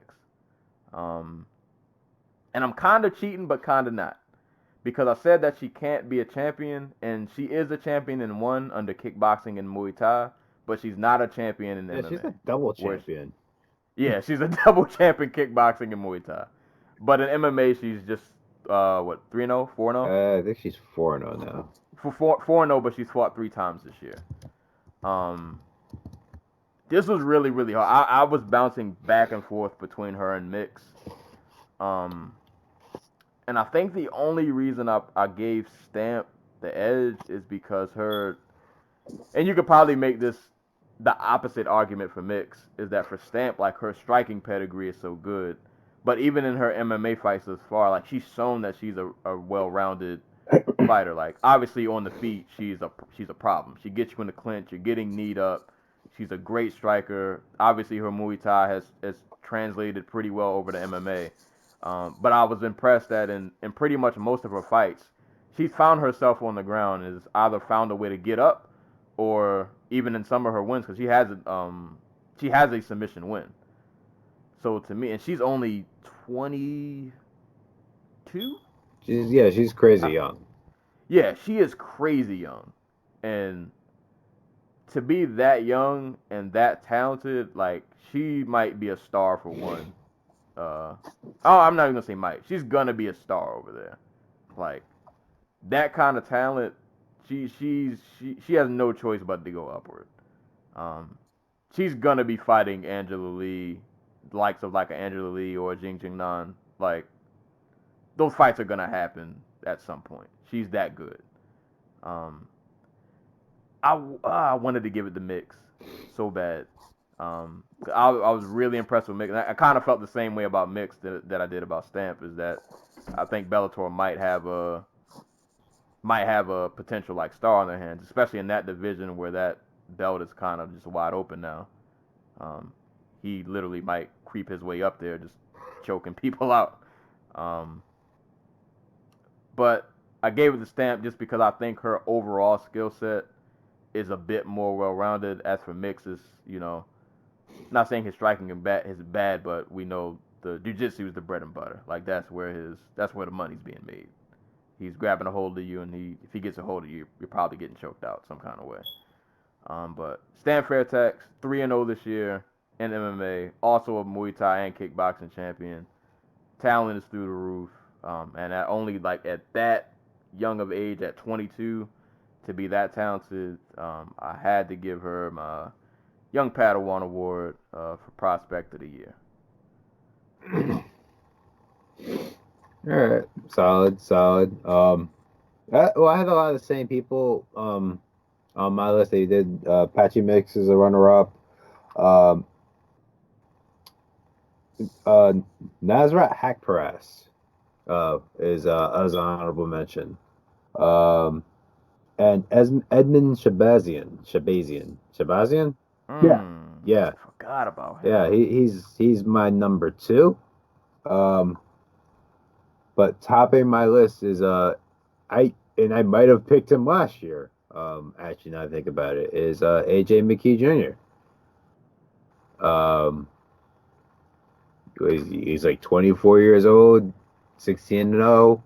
Had a crazy great year where he beat a former champion in Bellator. Just absolutely freaking destroyed Georgie Karakhanyan in like less than 10 seconds. And then goes out and has a really good performance against Derek Campos. He's going to be fighting for that title next year. Probably. He has to get through. I don't even remember who's on. I don't even know what the bracket looks like anymore. The Bellator seems content to just let the guys pick who they want to fight. But I'm expecting, a huge 2020 from McKee Jr. If he doesn't get blackout drunk before he fights Patricio Pitbull and just, squanders it, because he does that a lot, apparently. So yeah, like Bellator, I think it's really noticeable that like we both have like two guys who are Bellator fighters on this list, because Bellator in recent times has been the home of like Fedor versus Frank Mir and Josh Barnett versus Roy Nelson too. I mean, they're still doing that. I mean, they're still doing it, but like it's good that we're getting not that also. Right. Like it's like, oh, here's a guy to get excited about. Oh, here's another guy to get excited about. And they're interesting, they're potential interesting matchups for them. So I'm happy. I disagree. Joy, who's your young Padawan? So this is actually kind of funny. As was previously discussed, there was a criteria for young Padawan, and then it was changed. And I never went back to change my thing. I'm sticking with who I've got anyways. But Patrick Mix was on my list, and then it was like, 25. Well, he's like 26, so he's off the list. Had I known, he would have been back on the list. Edmund Shabazian was mentioned, and I think he's got a pretty bright future, but I guess for me, I don't know if he's even the top middleweight prospect for the UFC. Like, I really do like Punahele Soriano a lot. And I think he's got a pretty bright future. Arnold Allen is on my list. I mean, he's kind of fallen by the wayside, but he had a pretty solid 2019. Macy Barber is on my list as the runner-up. My winner is the same guy as last year for me, Nasrat Haqparast. I really think he's got championship potential. And I'm so excited to see this Dober fight. And I think if he gets by Drew Dober, he's going to speed up those rankings pretty quickly. That's my dude, Nasrat. Yep. Hey man, little Gastelum has been. I mean, I'm all in. Dude has a style meant for winning fights. Like combined with high level athleticism. Yeah, he's going to be a problem. Oof. All right. Yeah. And this is the last kind of serious award before we get to the. Before we get to talk shit. Yeah. So, award number 10, Breakout Fighter of the Year. I didn't really define this, so I guess I'll just leave this open to interpretation. I'll leave it to you guys' explanation. What you think a Breakout Fighter of the Year is. Joey, I'll let you kick this one. Okay. All right, Breakout Fighter of the Year for me. I've got some weird ones. I kind of didn't know what this meant, so I just kind of, which is weird because Jorge Masvidal is my Fighter of the Year, and he probably could have been my Breakout Fighter of the Year. Runner-up, Emiliano Sordi. I've told this story before. He was literally signed to the Contender Series because they wanted to try to do some international expansion. Like, I think Sean Shelby literally said in his hype video, we are going to more South American countries, and he's from South America. Whoa. And he's big. Whoa. So, what's up? I have the Jesse Hart, Joe Smith Jr. fight in the background. And I don't know who this is in the crowd, but they now have like 20 security guards out there, and they split up the crowd. They haven't even read the decision yet. Oh. Two dudes was just Lord. fighting in the crowd. What are you doing, Adrian? Boxing has been crazy. Did you see the guy? I don't mean to deter. Did you I caught the undercard of the Munguia fight, and the guy had a seizure after he won. God. It's bad. Jeez. And then like he ended up being fine, but like that was I've never seen that before. Ooh. Weird. Yeah. All right. Crazy. No, that's spooky. Yeah, so sorry for cutting you off. But No, that's like you just maybe you're gonna something cool could happen. Glad we heard it. So Emiliano Sordi was signed to the Contender Series just because he was a big guy from a foreign country. Got wiped out by Ryan Spann, who also could have been a breakout fighter of the year. Ryan Spann, the PFL, was probably signed to fight Vinny Magalhães just because of the connections there. Beats Vinny Magalhães, winds up winning $1 million in the PFL $1 million tournament. A true success story. So he's on the list. Jeff Neal, no surprise. Gilbert Burns went from middling 155er to genuine top 15-ish welterweight. My breakout fighter of the year, though, Jair Rosenstruik. Anybody who goes from out of the organization to fighting in the main event on ESPN deserves to be in the breakout fighter of the year category. Deserves to be the breakout fighter of the year. So that's my dude. He went 4-0 this year. That's crazy. Yeah, and I mean, like, again, he went from prelim guy, he went from outside the UFC to prelim guy to KOing Alistair Overeem on ESPN. Now the dude's a superstar in his own country. Where's he from? Sir. Is he from? He's from S. Suriname. Okay. Yeah. I was going to say Tunisia, but that's way off. Yeah. All right, so you want to go next, or did you go and I forgot? I'll go. Actually, I'm gonna go because I'm gonna steal some of your honorable mentions because this is a category that for some reason I was blanking out on this. My honorable mentions, I'll steal some of yours.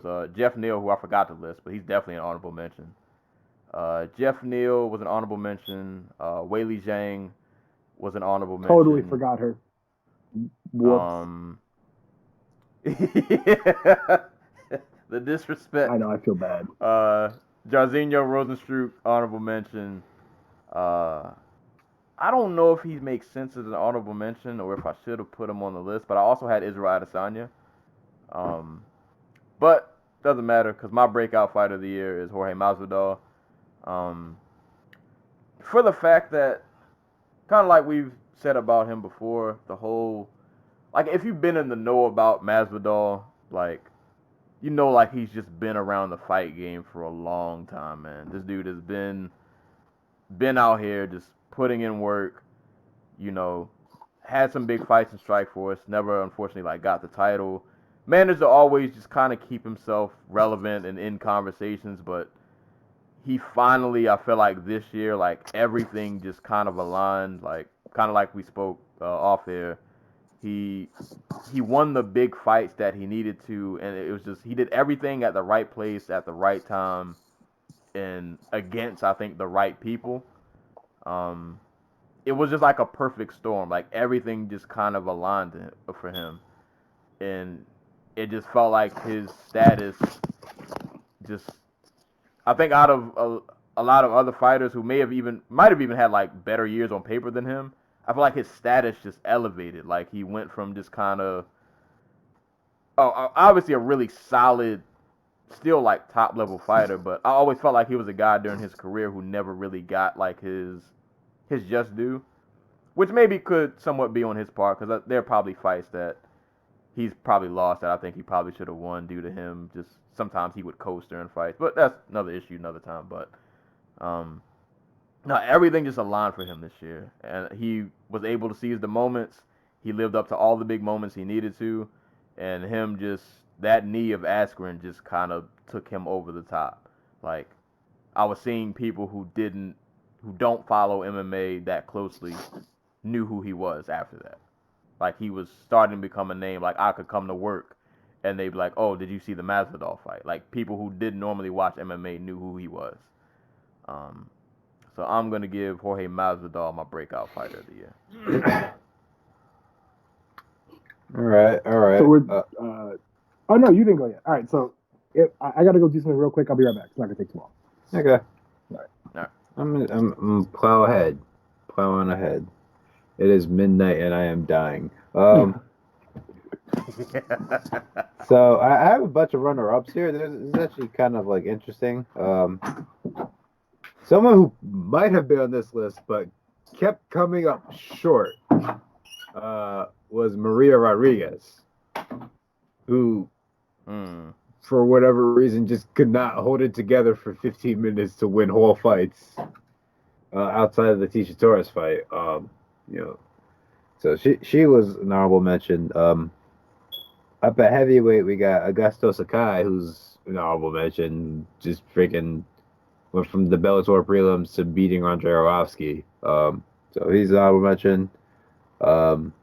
Jared Cannonier's an honorable mention. So I'm gonna do ranked. At number 3, I have Paulo Costa. Got that big win over Yoel Romero, but is at 3 because I don't think he won that fight. Sue me. At number 2, I have the heck is that? Sorry. At number 2, I have Jairzinho Rozenstruik. Joey was talking about earlier. 4-0.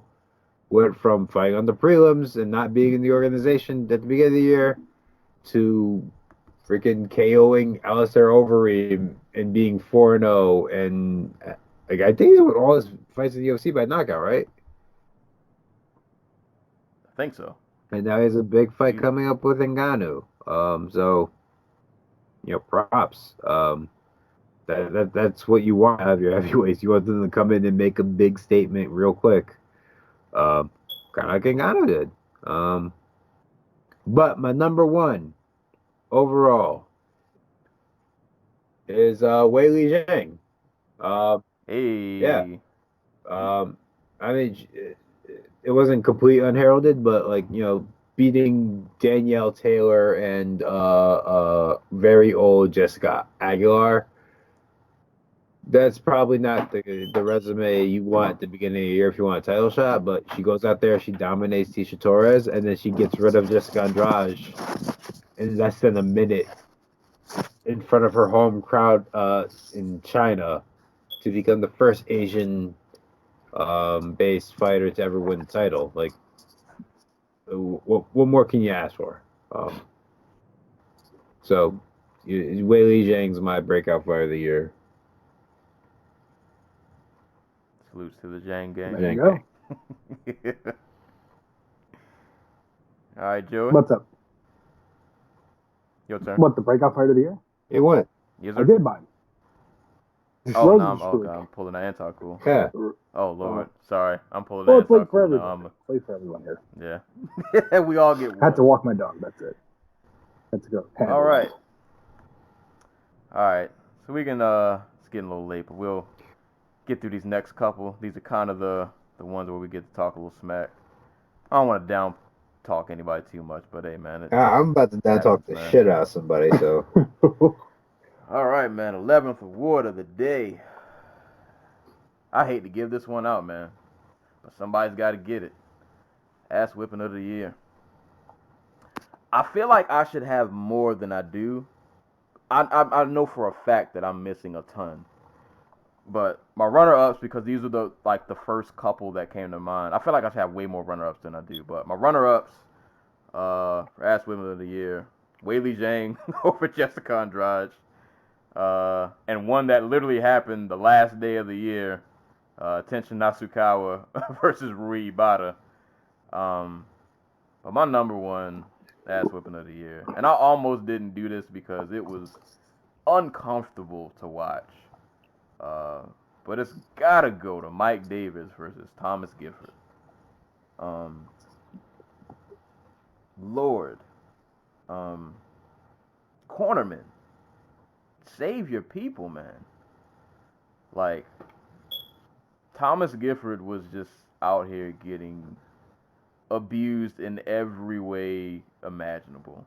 Just every punch Mike Davis wanted to throw, every punch, every uppercut, every kick, just if it was a video game, every button he pressed on the controller worked. Like he did all the he went through the whole command list in the practice mode and did every combo, every special move, and landed all of them. And Thomas Gifford was just out here just it got to the point where at first it was like, oh, this is a great performance from Davis, and then by like the second round I'm like, oh, this is I feel like I shouldn't be watching this. Like I feel like I'm an accessory to like a crime. Like this man is legally getting murdered and his corner is not saving him. Mike Davis beat the life, the soul, the everything, the essence, the humanity. Just he beat everything out of like Gifford will never be the same after this fight. I imagine he just beat 10 years off that man's career. It's one of the most uncomfortable fights I've ever watched. But it was super one-sided. It's one of the most one-sided fights I've ever seen in my life. So, ass whipping of the year. I hate to do it, but Mike Davis beating the bricks off of Thomas Gifford.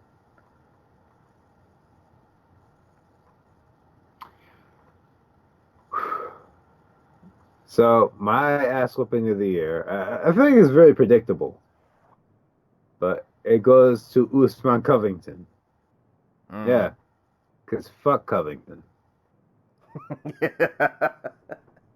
there is like, and it's basically just summed up, and there's nothing in MMA that's been more poetic in 2019 than seeing that motherfucker get his jaw broken so that it had to be wired shut,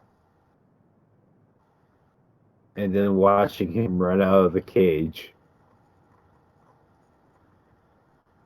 That's one of the fastest runs I've ever seen.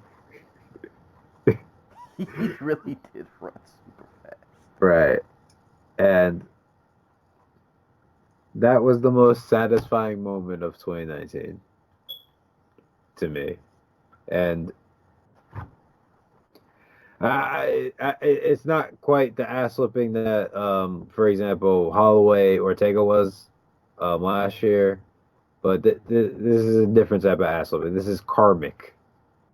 This is the universe giving you what you put into it. So for that reason alone, Usman Covington, that's my pick. What you got, Joey? So I kind of cheated on these honorable mentions. Two of these. Jorge Masvidal's everything. Just about everything in 2019 was an ass whooping from him. Kayla Harrison's everything. Just about everything she did in the PFL was an ass whooping. Jan Blachowicz against Luke Rockhold for the aforementioned reasons. And Ben Saunders against Matt Brown, which is an uncomfortable ass whooping, but one nonetheless. And my top one, I'm with Sensei. Mike Davis, Thomas Gifford. That was just unnecessary. Sometimes you have a performance that's just unnecessary.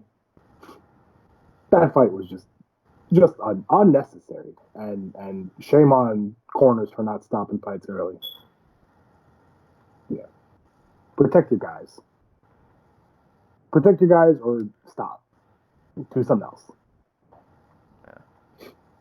But I could see Covington Usman as well, by the way. For a different reason. Yeah. Different kind of ass whooping. Yeah, that was a life ass whipping. Just I'll move on. That could I could elaborate on that. You guys know me. I try to be the nice guy, not kicking everybody when they're down. So. No, he didn't have to knock Kobe down. He ran. That's a different situation entirely. A police chase, as someone once told me. That was a great episode. That was a great episode. All right, moving on, man. We're almost out of here. We only got a few more awards to go, man. All right, next award, the Womp Award. Hate to do it to somebody, man. Disappointment of the year. I'll kick this one off.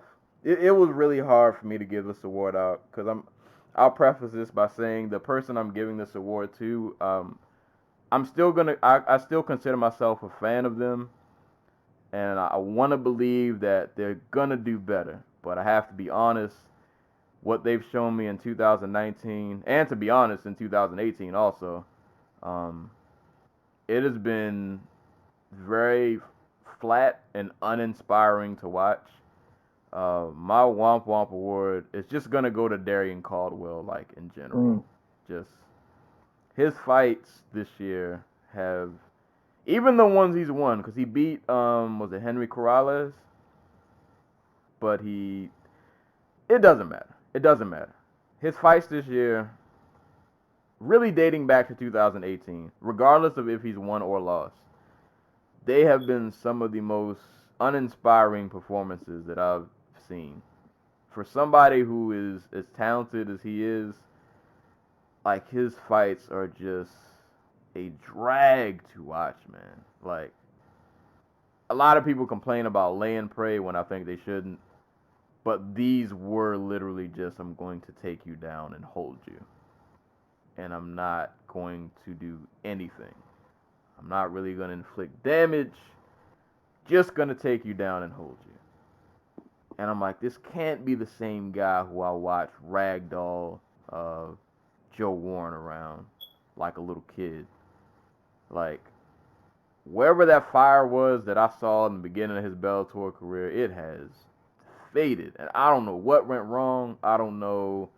You could blame it on the competition getting tougher. I don't know what it is, but he has just flat out not been fun to watch, and it is the Horiguchi fights were just awful, like awful, just awful. Hate to do it to him, man. I'm still a fan of the guy. I still think he's really talented, but my God, he's got to do better. I don't want to see this Darren Caldwell in 2020. But 2019 Womp Womp Award for Disappointment of the Year. Just Darren Caldwell's entire 2019 to me is just a Womp Womp. Just, yeah. Womp Womp.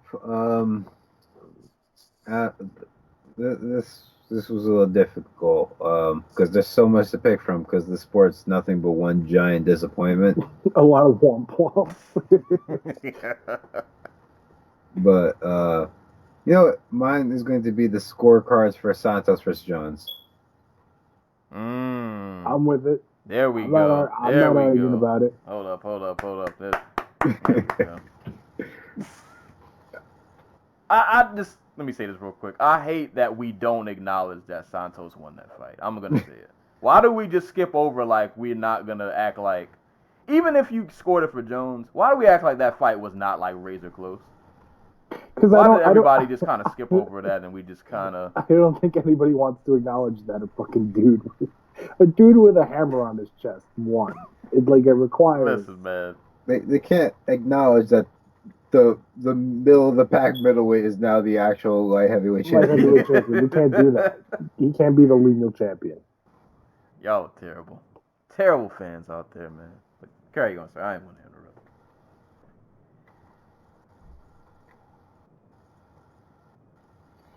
interrupt. So yeah, no, that's it. That's it. Santos is champion. Fuck the scorecards. I think it makes it worse because we would all have to sit there and go, the greatest fighter of all time lost to a dude with a torn ACL in both legs. I mean, that sounds about right. Yeah. That sounds like the sport. But I'm just saying, nobody wants to sit and have that conversation. Yeah, everybody's in denial. It's fine, though. Y'all will learn one day. If we look at all the greats in this sport, they've all lost to they lost to Cokehead. GSP lost to Sarah. GSP lost to basically the dude who's at behind the freaking the counter at any pizzeria in a Long Island. That's who he lost to. Come on. He got knocked out. Yeah. It's the worst. I've never been more hurt watching. That fight took something out of me that I don't think I ever got back. And even after GSP won the rematch, I think I was still just And Anderson Silva got knocked out by The guy who works in the back of the pizza shop. exactly the driver. The muscle. A man with 9 different neck surgeries. Like, this sport's weird. Yeah. Also, he broke his leg. Oh God, I'm losing my mind. But point being, the sport's weird, and we can all acknowledge that Thiago Santos is champ. I see. Yeah, so who is your womp womp? So I feel bad because I actually put thought into mine, whereas everybody else was just kind of like, everybody else was just kind of like, so. I'm dead serious. Hold on, I was too. Wow. Okay. Oh man. So my runner-ups, I put Henry Cejudo in the flyweight division, just because it seems like we're starting 2020 the way we started 2019 with a champion who does with a bunch of people who don't want to be in the division. It's like a company retreat where you have to go, but nobody really wants to be there. You remember the UFC fighter retreat where Cyborg slapped Angela? Was that the same one or a different one where Tito and Matt Mitrione almost had a fist fight? I don't think Tito was in the UFC at this point. Oh, okay, well, because they've done like 3 at each one. There's been at least one fight. It's like you stuff like 300 fighters into one building or. Oh, it's bound to happen. Yeah. I'm sure there was like an open bar or 2. Anyways, my disappointment, my womp, Conor McGregor. It's weird to kind of go back in history, but Conor McGregor kind of ended 2019 or ended 2018 kind of like in the right of the Khabib. Like, nobody was a true babyface in the Khabib-Conor feud, but he was the guy who got jumped and beat up and kind of didn't escalate it any further and then just sort of disappeared. So it's like, okay, well, Conor is kind of like arrows pointing up in the public perception, and Khabib's arrow is kind of pointing down. And Khabib has done everything in 2019 to better his image with people. I mean, he still has his slip-ups and his moments, but he's definitely come out of 2019 better than he left it, or better than he entered it. I could not tell you off the top of my head the number of legal issues Conor McGregor got into in 2019. The phone incident, and then there was some other speeding incident, and then there is the still kind of up in the air sexual assault, sexual harassment issue that issues that he's somehow fighting with. Yeah, plural. Baby mama dramas. Everything that could have gone wrong in 2019 seemed to go wrong. And the fact that he didn't and then just professionally, he didn't fight. He apparently had issues over money. He apparently pulled out of the Gaethje agreement they might have had. So 2019, bad year for Conor McGregor in and out of the cage. I kind of don't have any expectations for him in 2020, but there's a chance he could, right the ship professionally, but personally, a lot of work needs to be done. Somebody, as I said, I think on last year's recap, somebody's got to tell this guy no at some point. So, what I got, Conor, you disappointing me. Just weird. Yeah. It's a bummer. Just because he has well, it's pretty clear that there's no one in his life who tells him no. Right. At this point, this is you have his coach basically out here saying, "Yeah, I'm paid to be his cheerleader." He's hiring DJs to run the music for his camp.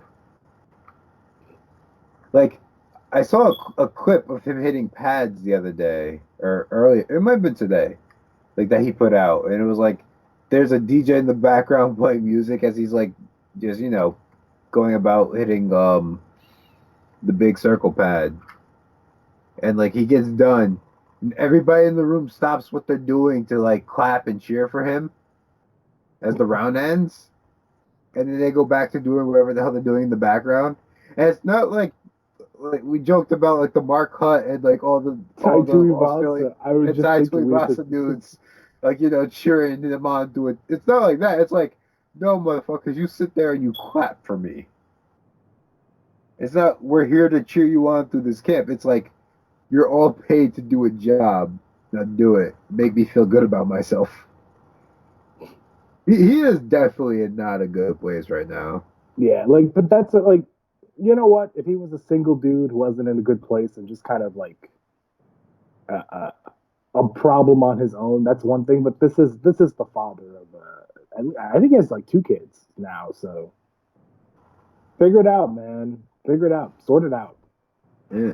The only way you sort that type of stuff out is when you hit rock bottom, and that's all he said he wanted. That's not the crazy thing.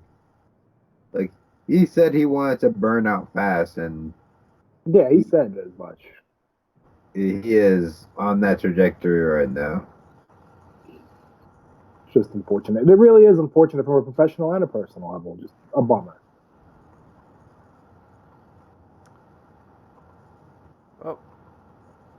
Did everybody go? I do have one more real quick. Oh. It's super duper short. I just remembered it now on the list. Middleweight's going up to light heavyweight. Weidman, Jacare, Rockhold. You're all making me look dumb. No, they all did. Everybody can't beat Thiago No, Santos. they all did it late. That's their fault. We were right. We were right. That is true. I refuse to be wrong. We were yelling at them 3 years ago. Yeah. Yep. Life happens fast. Fucking, you can't have like 12 different spinal surgeries and like have all your joints be held together with tape and like gorilla glue and expect to move up in weight and just be able to take a punch all of a sudden. I'm sorry, Chris and Luke. On that note, almost out of here. We got 2 more awards. Well, the last one isn't technically an award. It's kind of an opinion thing. But, all right, so technically this is the last award. The Don't Do That Award. This goes to something we don't want to see in combat sports in 2020. And you know what? I got to give you guys props for our little pre-show banner. My original choice for the Don't Do That Award was just going to be like gimmicks in general. And then the anti-cool reminded me of Henry Cejudo coming out in a magician's outfit. No. And then I went. No. He came out in a king magician outfit. Yeah. And then I went and rewatched the video, and I was like, you know what?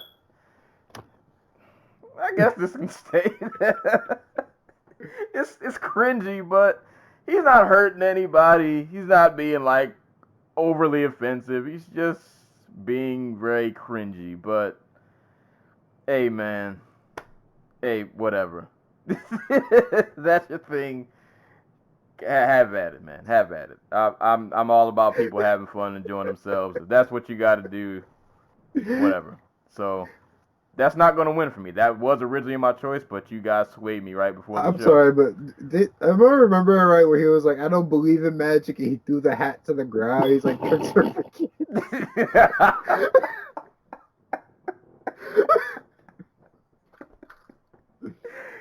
God. But my Don't Do That award is gonna go. It's not to anybody in specific, but it kinda is. But it's just to anybody who does this. In 2020, can we stop with the call outs? Specifically of MMA fighters calling out like very high level boxers. I don't want to hear that you want to fight Canelo Alvarez. I don't care. You won't beat him. He's gonna kill you.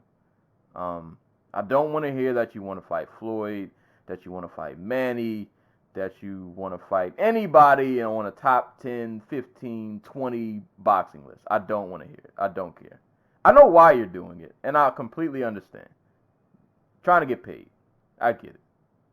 I'm not mad at you. And if you pull it off, more power to you.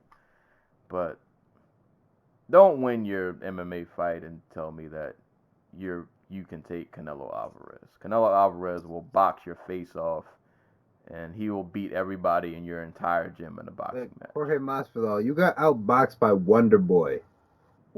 Yeah. Masvidal, I love you, man, but you're not beating Canelo, bro. I know you want to get paid, and I'm not mad at you. Get paid however you need to. Y'all, just stop. Stop it. Cut it out. Cut it out. None of you are beating any top boxers. Now, if you want to go over to boxing and work your way up, I'm all for that. All for that. Tyrone Spong was out here. You know, he's been...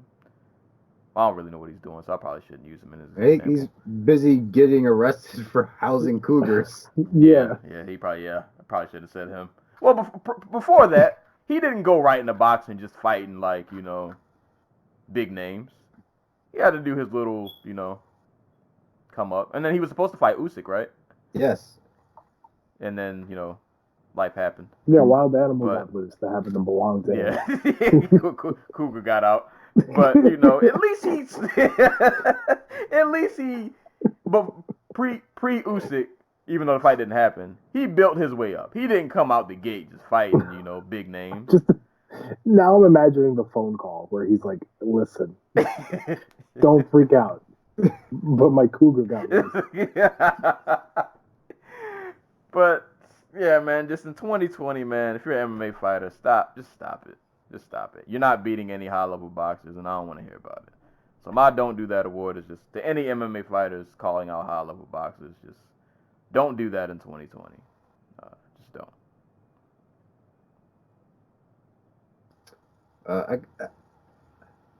I actually have a runner-up. K1, Ryzen, Standoff. You know, give the people what they want. You sons of bitches. Like, we want Takaru. We want tension. We want it now, damn it. Sick of this shit. Wholeheartedly agree. So that's my runner-up. I don't know. Promoters, and you know, just can we stop with all the like I get it, it's fighting. There are shitty people. Like, you can't throw a stone without hitting one of them. But can we stop booking these people for fights? I don't want to hear about Rumble Johnson coming back to the UFC.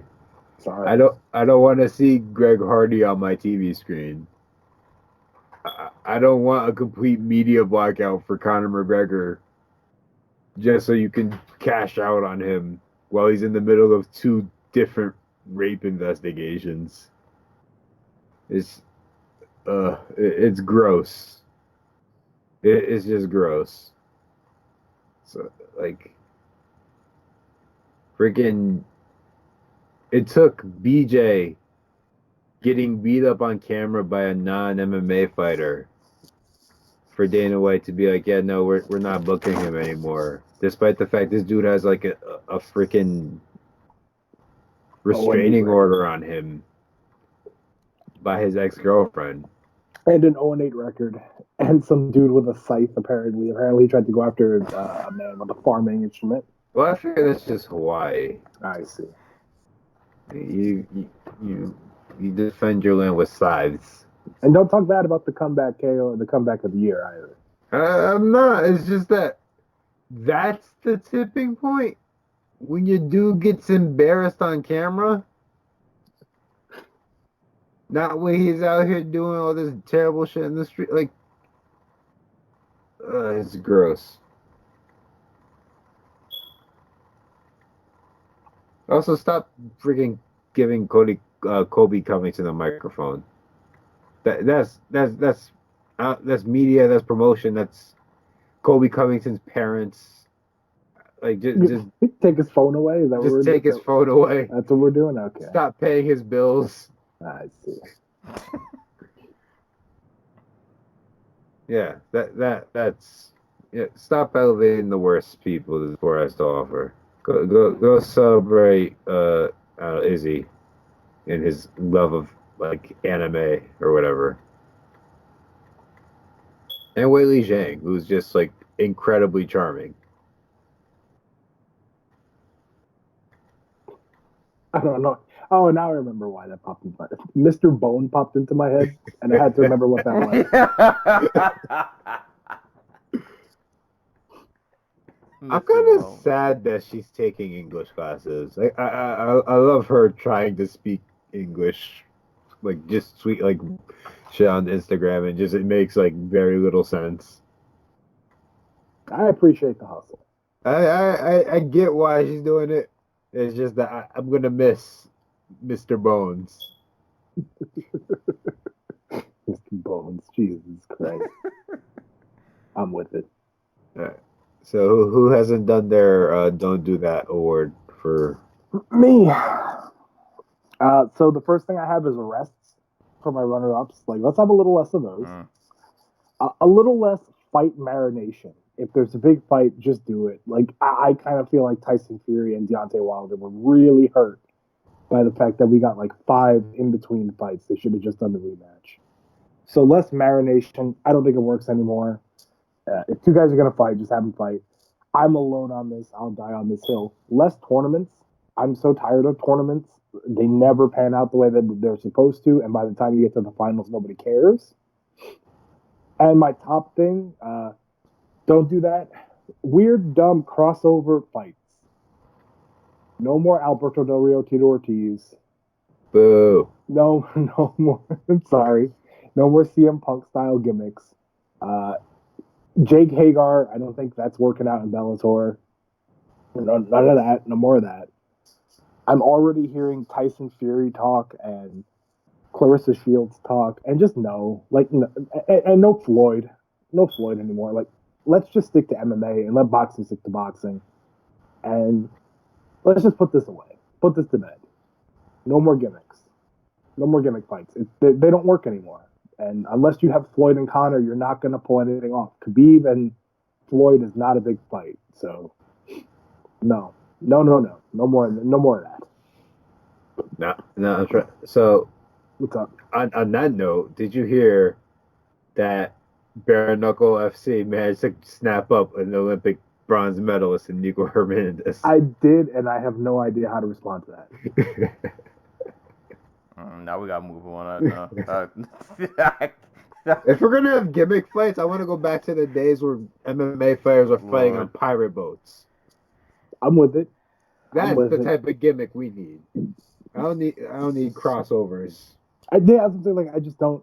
I'll even take the fights in the fields with the Knights at this point over. Yeah. Like, we don't need Clarissa Shields against Amanda Nunes. That does nothing for nobody. I want to see, you know what? I want to see triangle fights. Put up the triangle cage. Shouts to Dada 5000. Throw up the triangle cage and just have people fight in that. You said triangle fights, and my first thought was like a 3-way fight. And they got team kickboxing now. They do. And they have like real high level fighters doing it in Russia, so it's amazing. Not interested. Yeah, that's the only gimmick fight I want to see is Brock against like 3 flyweights. That's it.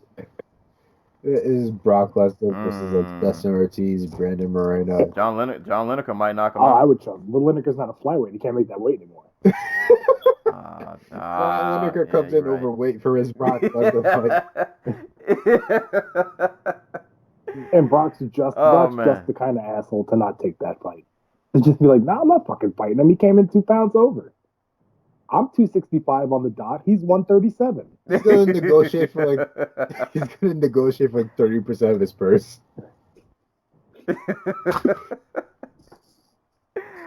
Oh man. But all right, man. Let's get to this last category. Not an award, but more so I guess an opinion. To close this show out. Last question. Who will no longer be champion by the end of 2020? Joey, let you kick this So one. kind of a weird question before we go into that. Did you look back or listen back to see who we had for 2018? I did not. I wanted to and forgot. Anyways, so the first thing I did was I removed heavyweight.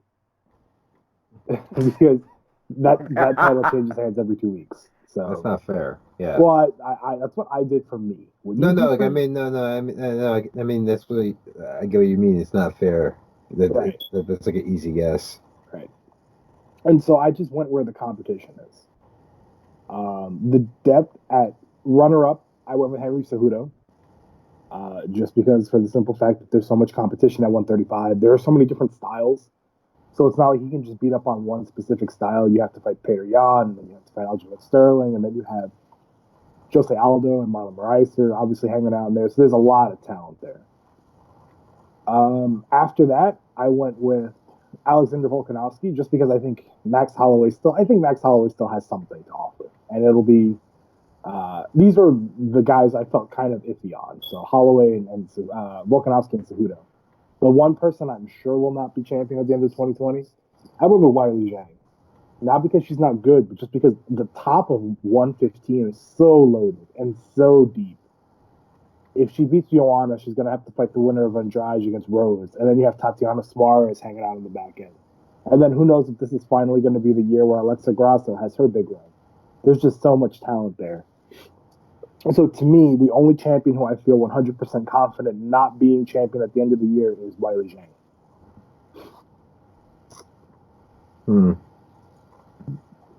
Go ahead. Hear it. Well, let's hear it. Shang Gang. Zhang Gang. I like her. I like her a lot. It's just a tough division, man.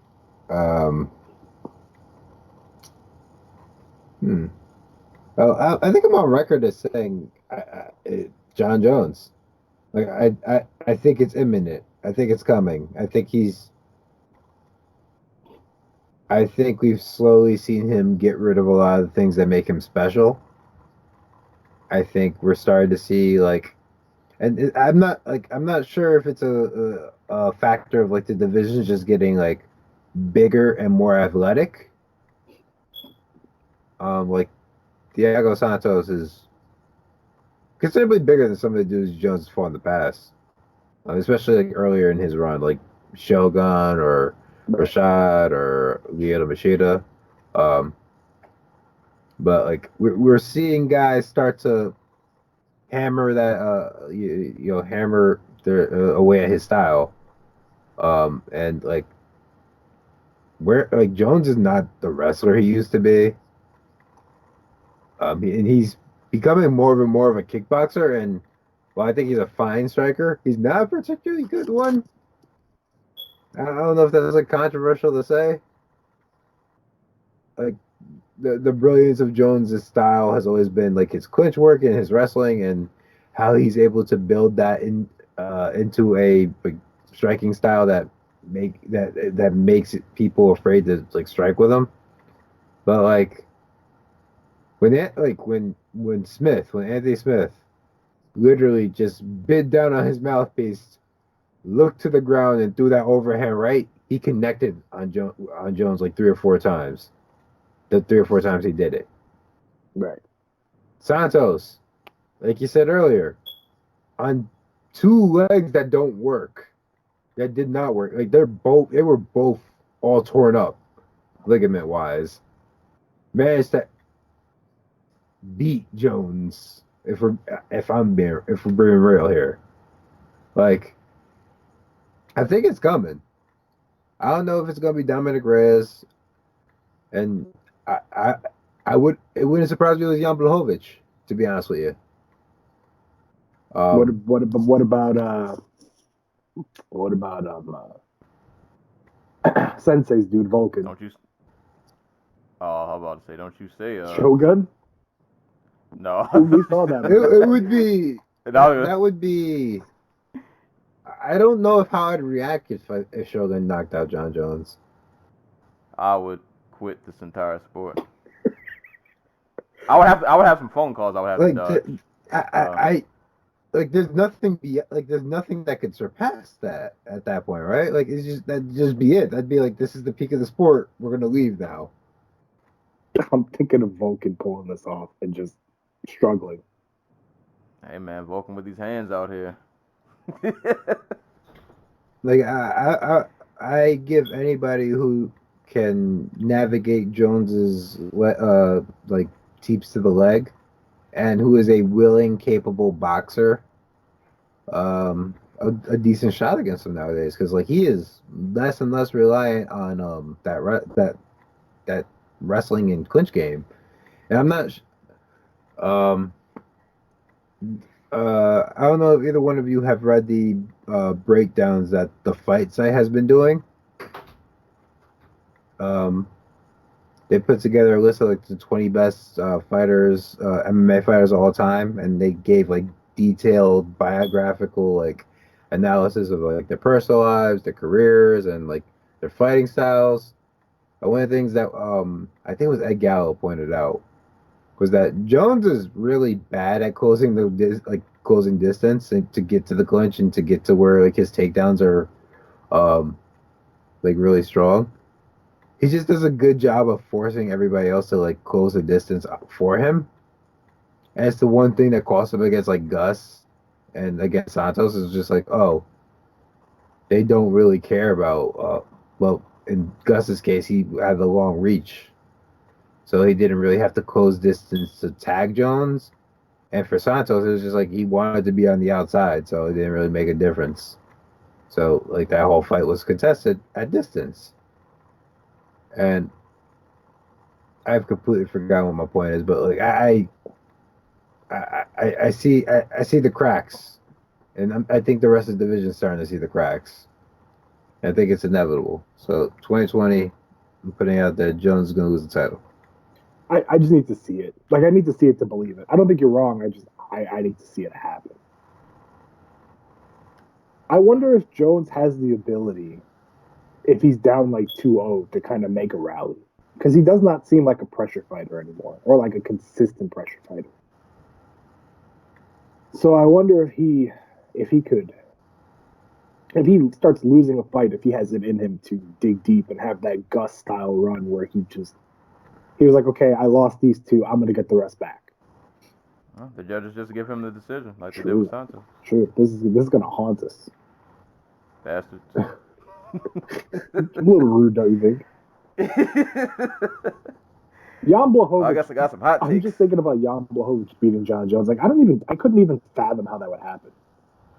Yeah, I don't even know. I don't know what that looks like, and it's nothing against Jan, but I'm like, I don't know if I want that to be the guy. Like leg kicks, maybe. Like, now Anna Cole's got me thinking. But he is like, he's long. He hits hard. He can box. Yeah, he can box. Like, yeah, but I saw this guy taken down and controlled by Patrick Cummins. Yeah, but Jones isn't like actively really. Cummins is like actively going for these takedowns. Like Jones is like just willing to just stand and trade. Also, that was after pretty much fucking Blachowicz beat the shit out of Cummins. Okay, fair. I don't know, man. I would just have Corey Anderson. Could Corey Anderson pull it off or no? I mean, it would like. It wouldn't. I'm not gonna say it wouldn't. It wouldn't be surprising, but like, it's within the realm of possibility. Okay, let me flip it around for you real quick. Is it that you're high on everybody else at 205, or that you're just low on John? I am progressively getting lower on John as he turns into more of a kickboxer because I don't think he's very good at it. What do you think, Sensei? You gotta have a stance on this. You gotta make a call here. I got some hot takes for mine. Should I go 2 on a possible or just outright 3? One of mine isn't in the UFC. One of mine's a Bellator. It's your show, Matt. All right, I'm gonna go 3. I didn't write this third one down, but I've had it in the back of my mind. So I got 3 people who I think are losing belts in 2020.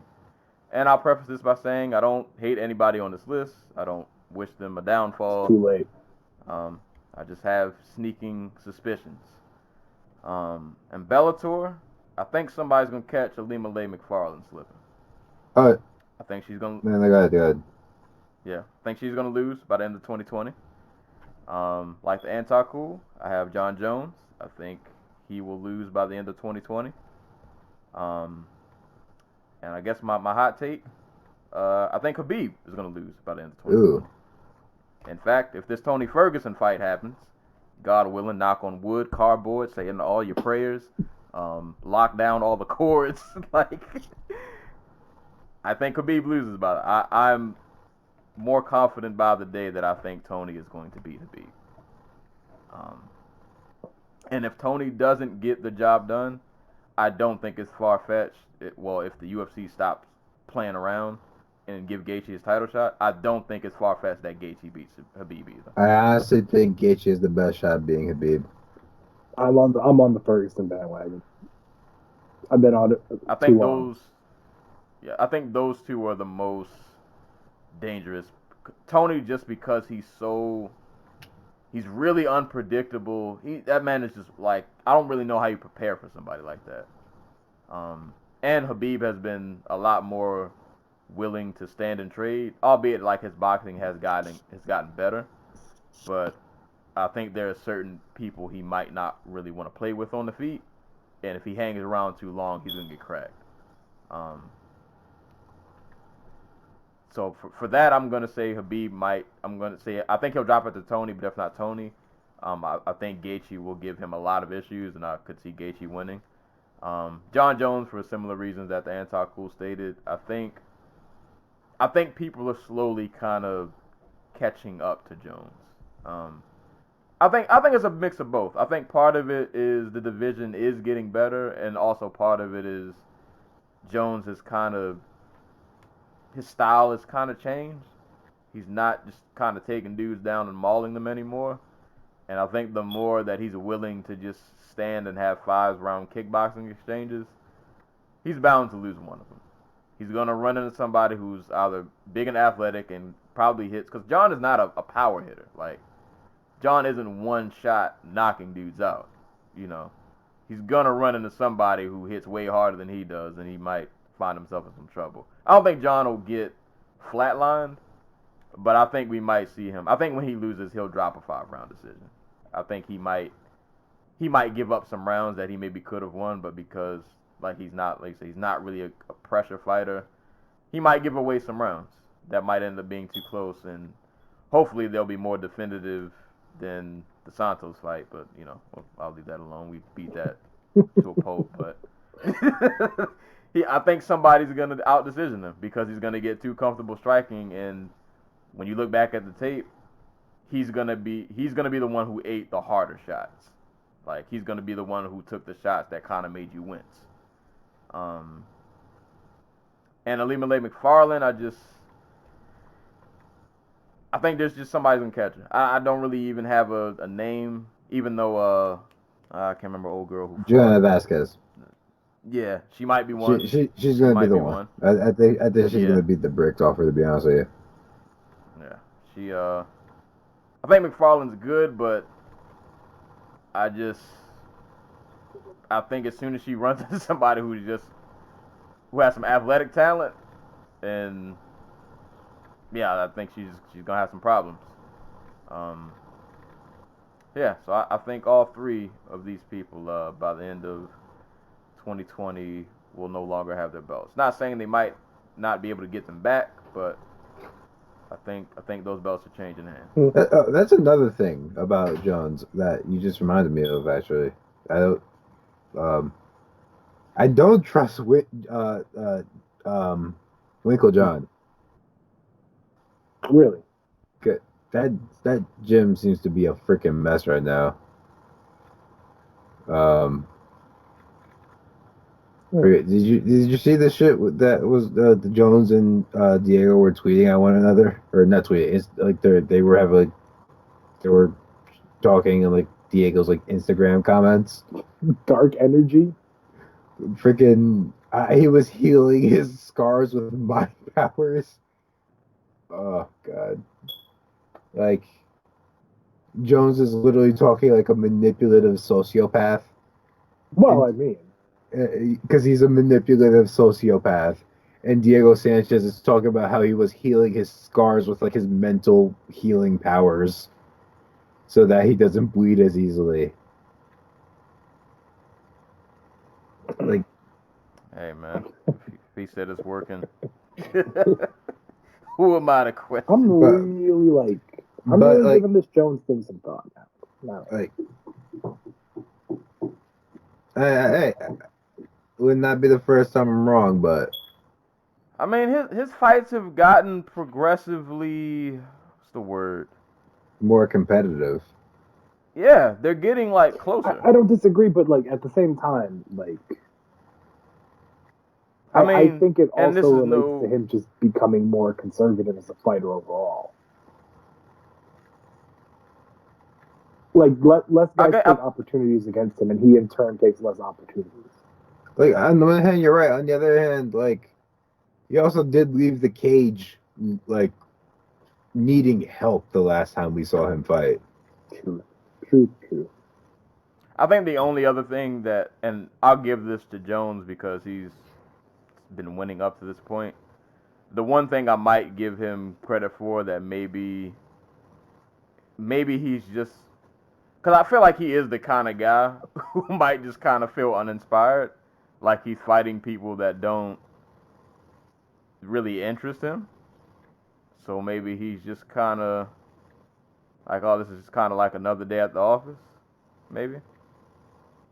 I don't know. I'm just trying to figure out something.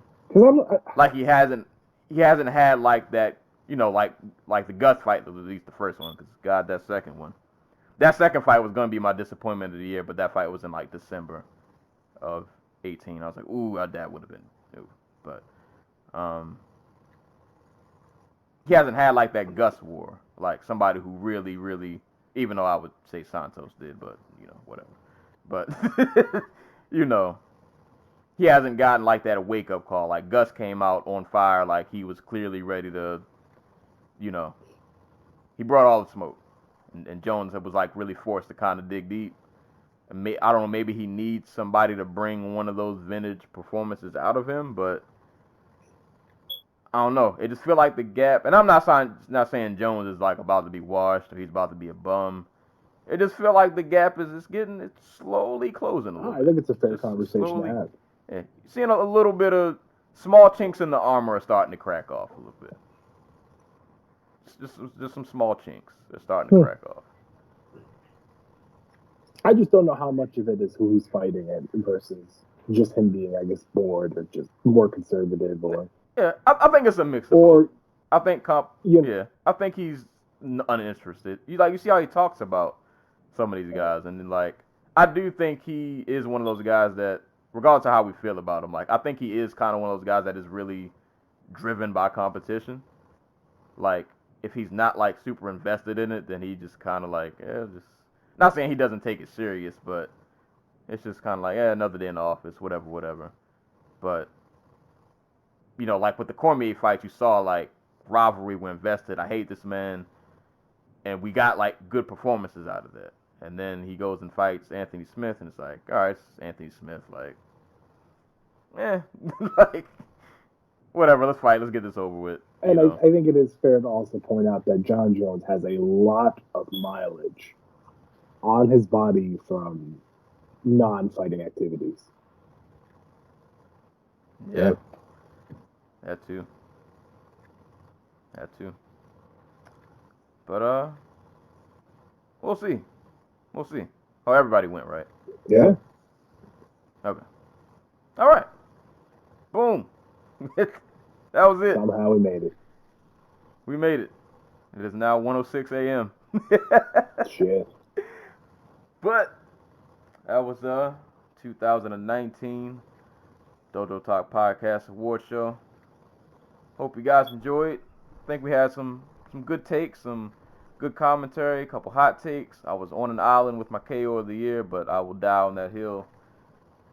I will roll and thunder you from that hill.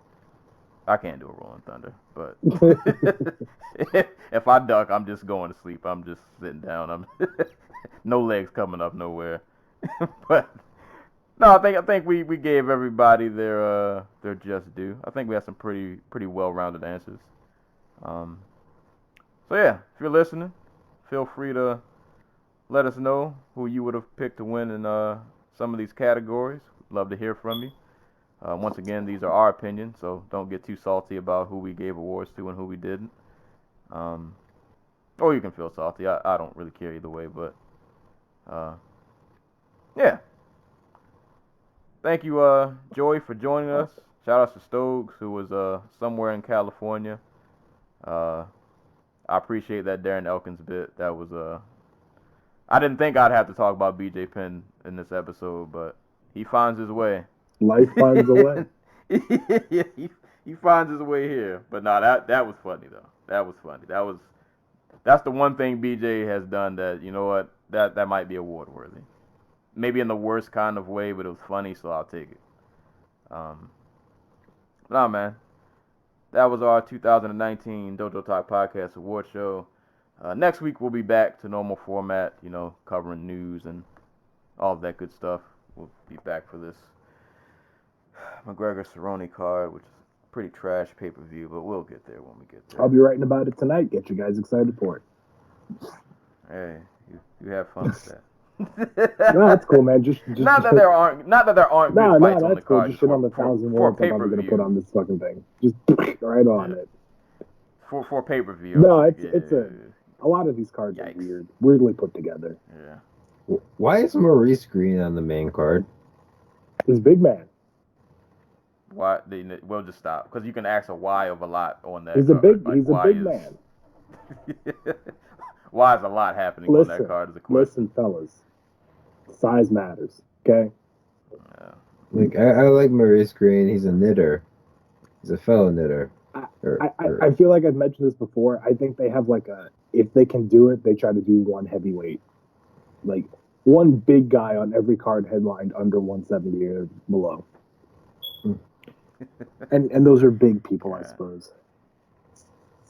Realistically speaking, though, what would take its spot? I'm not quite sure. Drew Dober versus Nasra Haqparast. You got to be on ESPN, pal. Yeah. Well, we'll get to that when we get to it. That'll be next week's shenanigans. But that's all we got, man. It's our award show. Got it. 2 hours plus. Hope you guys enjoyed. Make sure you tune in next week. We will be back. We've been pretty busy 2020. A lot of episodes. But, man, that's all we got for today. So, as always, you can listen to this podcast, SoundCloud, YouTube, Google Play, iHeartRadio, Apple Podcasts. Send questions to Dojo Talk Podcast at yahoo.com.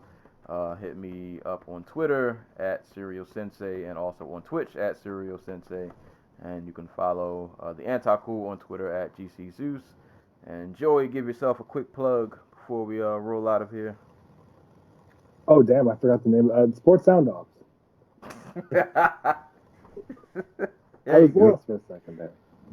We are all spiraling. Yeah, it's fine, man. Listen, guys, we're recording this. It is well past midnight. It is 1:10. This is what we do for you guys. But about to cut this off so you can go to sleep.